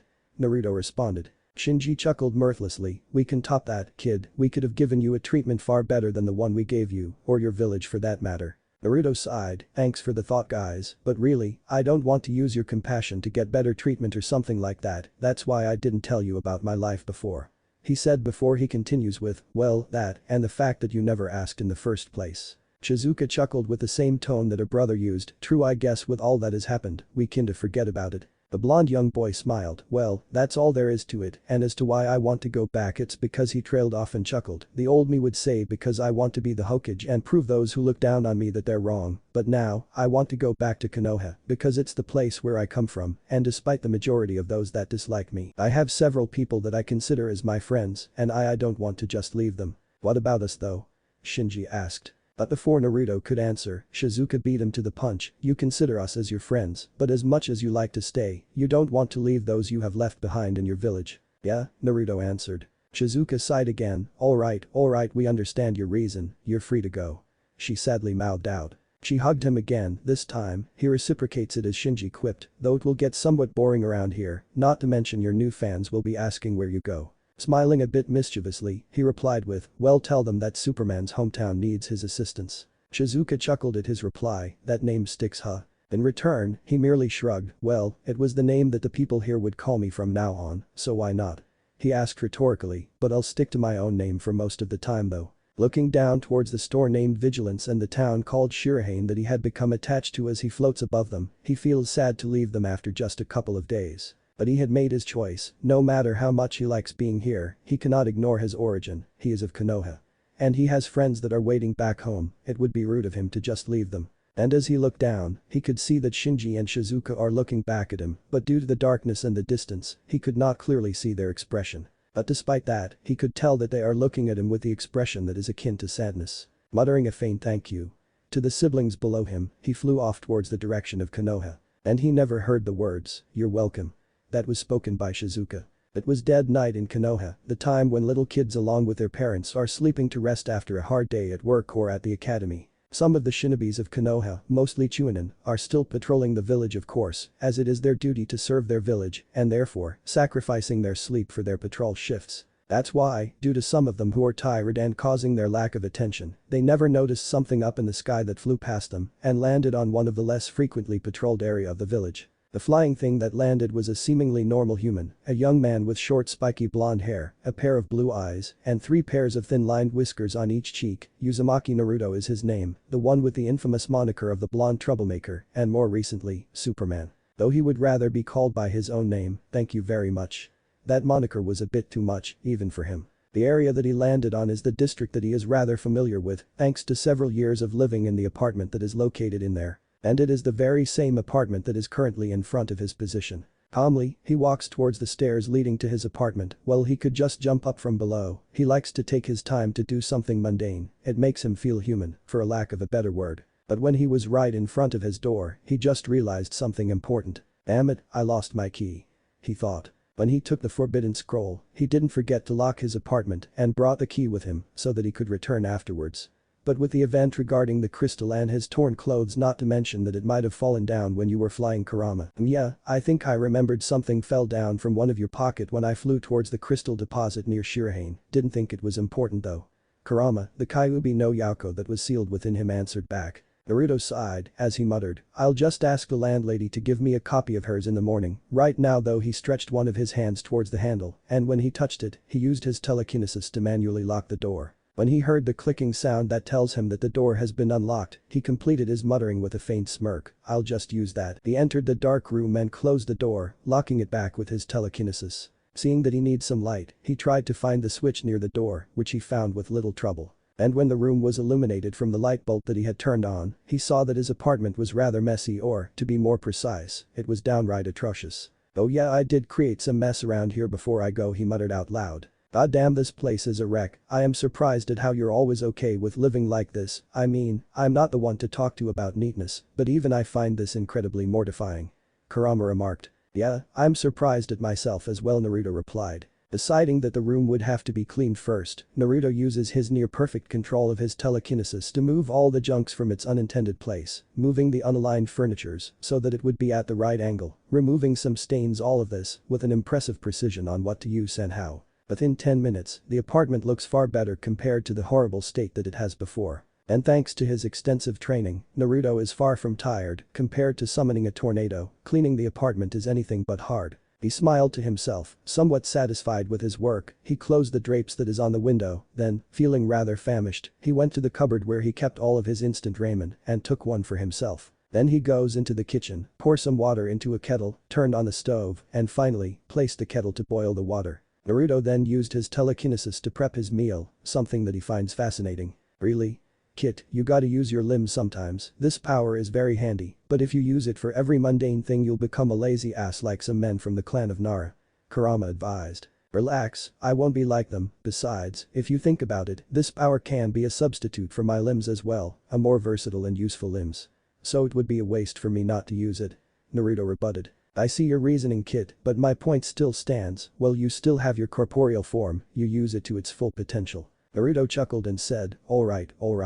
Whatever you say, you big worrisome furball. He heard the giant fox growled a bit in slight indignation, but without any reply for his quip from earlier.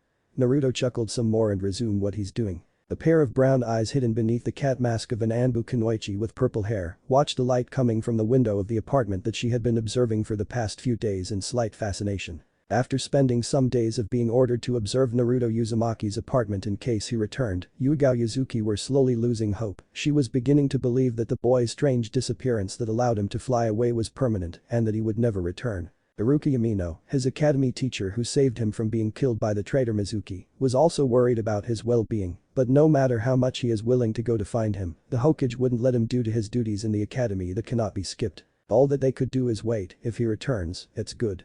But if he doesn't, then the Hokage would try to at least find him using any resources available to him. And now, her observation bears fruit. She knew at the moment the lights were turned on by someone that walks through the front door. She saw the one who entered through the window of the apartment, a blonde young man with a pair of blue eyes wearing blue shirt with a white-colored 5-point star symbol on the middle of his chest. It was really Uzumaki Naruto. But, she also saw that he moved the things inside, or to be more precise, levitated the things inside the apartment to fix the apartment's atrocious mess before the drapes were closed due to an invisible force, disabling her ability to observe further. Putting the strange things aside, Yuigao Yuzuki decided that the Hokage must be informed immediately. Using a standard shunshin, the kunoichi disappeared, leaving only swirling leaves on where she once stood. After some minutes, Naruto finished the miso-flavored instant ramen that he had prepared and filled his previously empty stomach. Feeling full after the meal and finished cleaning it up, he now wondered what he should do. Because despite still being awake in dead of night, he is not very sleepy. In fact, he still feels as if it is still in the afternoon. His eyelids doesn't feel heavy at all.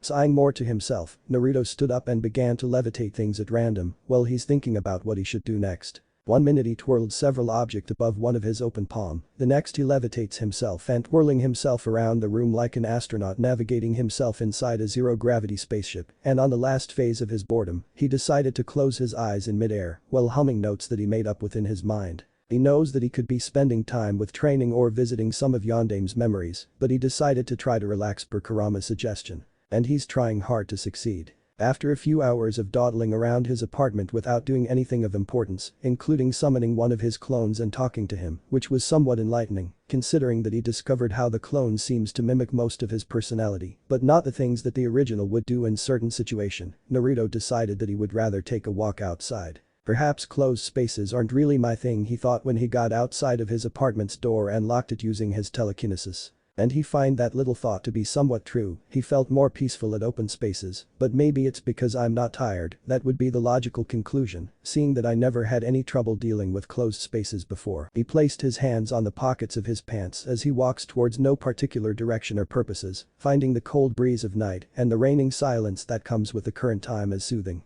When he entered the park area, he sat on one of the nearby bench, his back leans forward as he uses his knees to rest his arms. Naruto let the cold breeze of the night to soothe his mind and closes his eyes to truly feel it. Cold winds breezes through his body, the night forest that he is traversing towards his destination. He was alone and determined to rescue the person he loved the most and to kill the bastard who did this to his wife and his newborn baby. He gritted his teeth, the masked man will pay for this, he threatened to kill the life of his baby right after he was out of her womb and he escaped just when he's about to hand his ass to him in a fair fight. He must be planning this for some time, this is the moment where the seal was weakened after all, damn it, I should have seen it coming.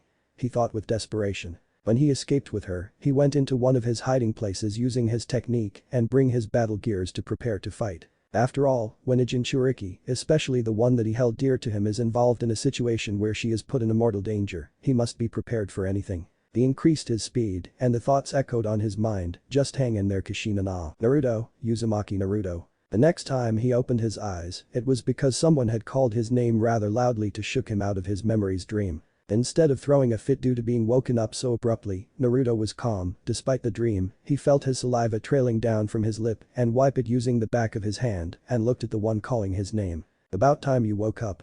Spoke the Anbu woman with purple hair and cat mask. Nico-san. Naruto replied, he knows this woman, though not her name, she's one of the few Anbu that he frequently saw around when they think they're hiding. When he was a little kid, he always thought that they were there watching someone near him. Something that he now knows to be untrue. How long was I asleep? He questioned. 4 hours at most, it's 7 AM now. She succinctly replied. Despite sleeping for only a short time, Naruto still feel good, not better, just the same as he was before he fell asleep. Turning to the Anbu, he asked, do you wake me up for some reason, Nico-san? And just when I would get to the point of the dream as well. The Anbu nodded, yes, I have been ordered by Hokage-sama to call you into his office, he really wants to meet you after your disappearance. Naruto smiled, I'm sure he is, he said before he halts and looked towards the Anbu once again, by the way, do you know what happened?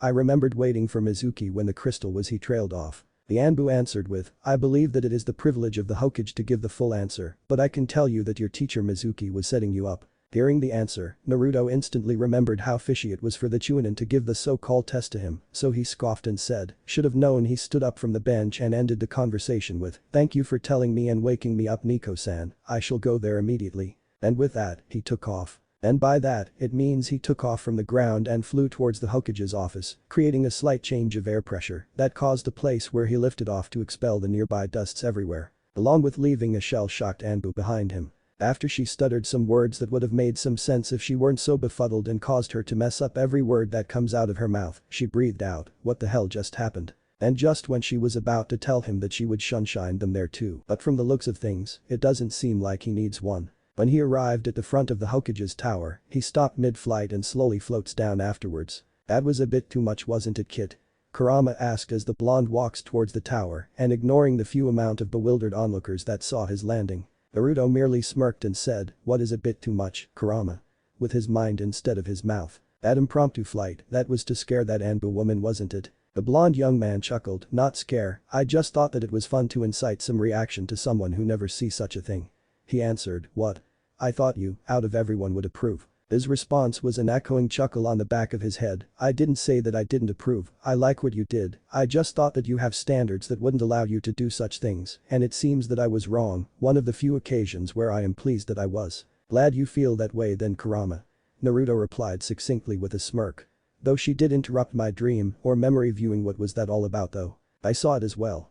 Kurama replied, it was a special memory, one where it involves a man that made all of this happen. After hearing the fox's answer, Naruto goes to say, then you do understand that we will talk about this, right? I do. But for now, let's meet the old coot first. Naruto silently agrees, though he's a bit miffed when he used the words old coot. Granted, the man is old enough for the nickname to be appropriate, but that doesn't mean that he likes it. When he arrived at the door leading to the old man's office, he was greeted with the secretary who turned towards him and looked at him with an inquisitive gaze. Knowing why she looked at him that way, he said to her, you're looking at me because you feel that you recognize me from somewhere, am I correct? He asked. The young secretary was flustered because of his question and said, why you noticed, forgive me for staring, but yes, I do feel as if I know you from somewhere, but I just can't place it. Naruto shrugged, I get that a lot. He lied before he points towards the door and said, can I go inside? I was called by the Nico Anbu that he is expecting me. The secretary nodded and said, yes, he did say that Nico would send someone, where is she though? Naruto smirked and says, let's just say that she is a bit preoccupied right now. Hiruzen patiently awaits the arrival of the boy that had disappeared ever since his abrupt exit after the Mizuki incident as he sat on his chair. When he heard that Yugao saw Naruto Uzumaki returned, he was elated, at the very least he now know that the boy is safe.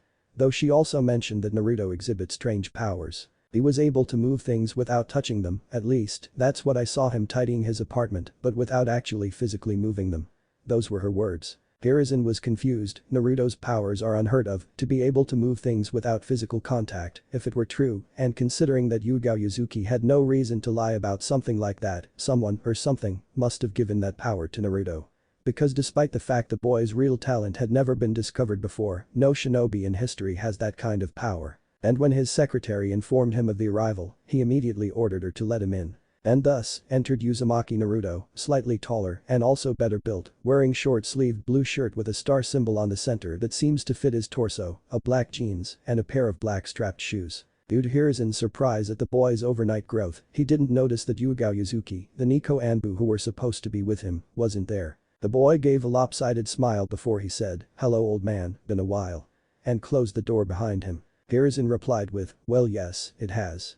Though what exactly happened to you? Naruto walked towards the office desk and sat on the opposing chair from Hiruzen. I've changed, to say the very least, I think that's why you wanted to bring me here. To have some answers. He's a lot calmer than he was before, not to mention the way he talks reminds me of Hiruzen's thoughts trailed off as he starts to see the image of a certain blonde Hokage overlapping with the blonde boy in front of him. Shaking off the thought, he answered, yes, that's the reason why. When you touched with the crystal your nose bled, and the first thing that you did when you woke up was to fly.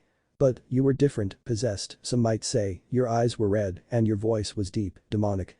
What exactly happened? Naruto smirked and said, Kurama happened. Raising his eyebrows in obvious confusion, Hiruzen proceeds to ask, Kurama. In response, Naruto pointed towards his belly and said, Kurama. Hiruzen doesn't get the hint and asked this, you named your stomach Kurama. Naruto blinked twice before he sighed and pulled the bottom part of the shirt just enough to show his belly. Which prompted Hiruzen's eyes to widen due to the fact that the seal that was supposed to be present were gone, or, if one were to squint their eyes hard enough, faded into a slightly darker skin tone than Naruto's natural tan. Why your seal, what happened? As I said, Kurama happened. Naruto repeated. Who is Kurama? Hiruzen asked with a slight desperate tone. Naruto, decided to be blunt, said, Kyuubi.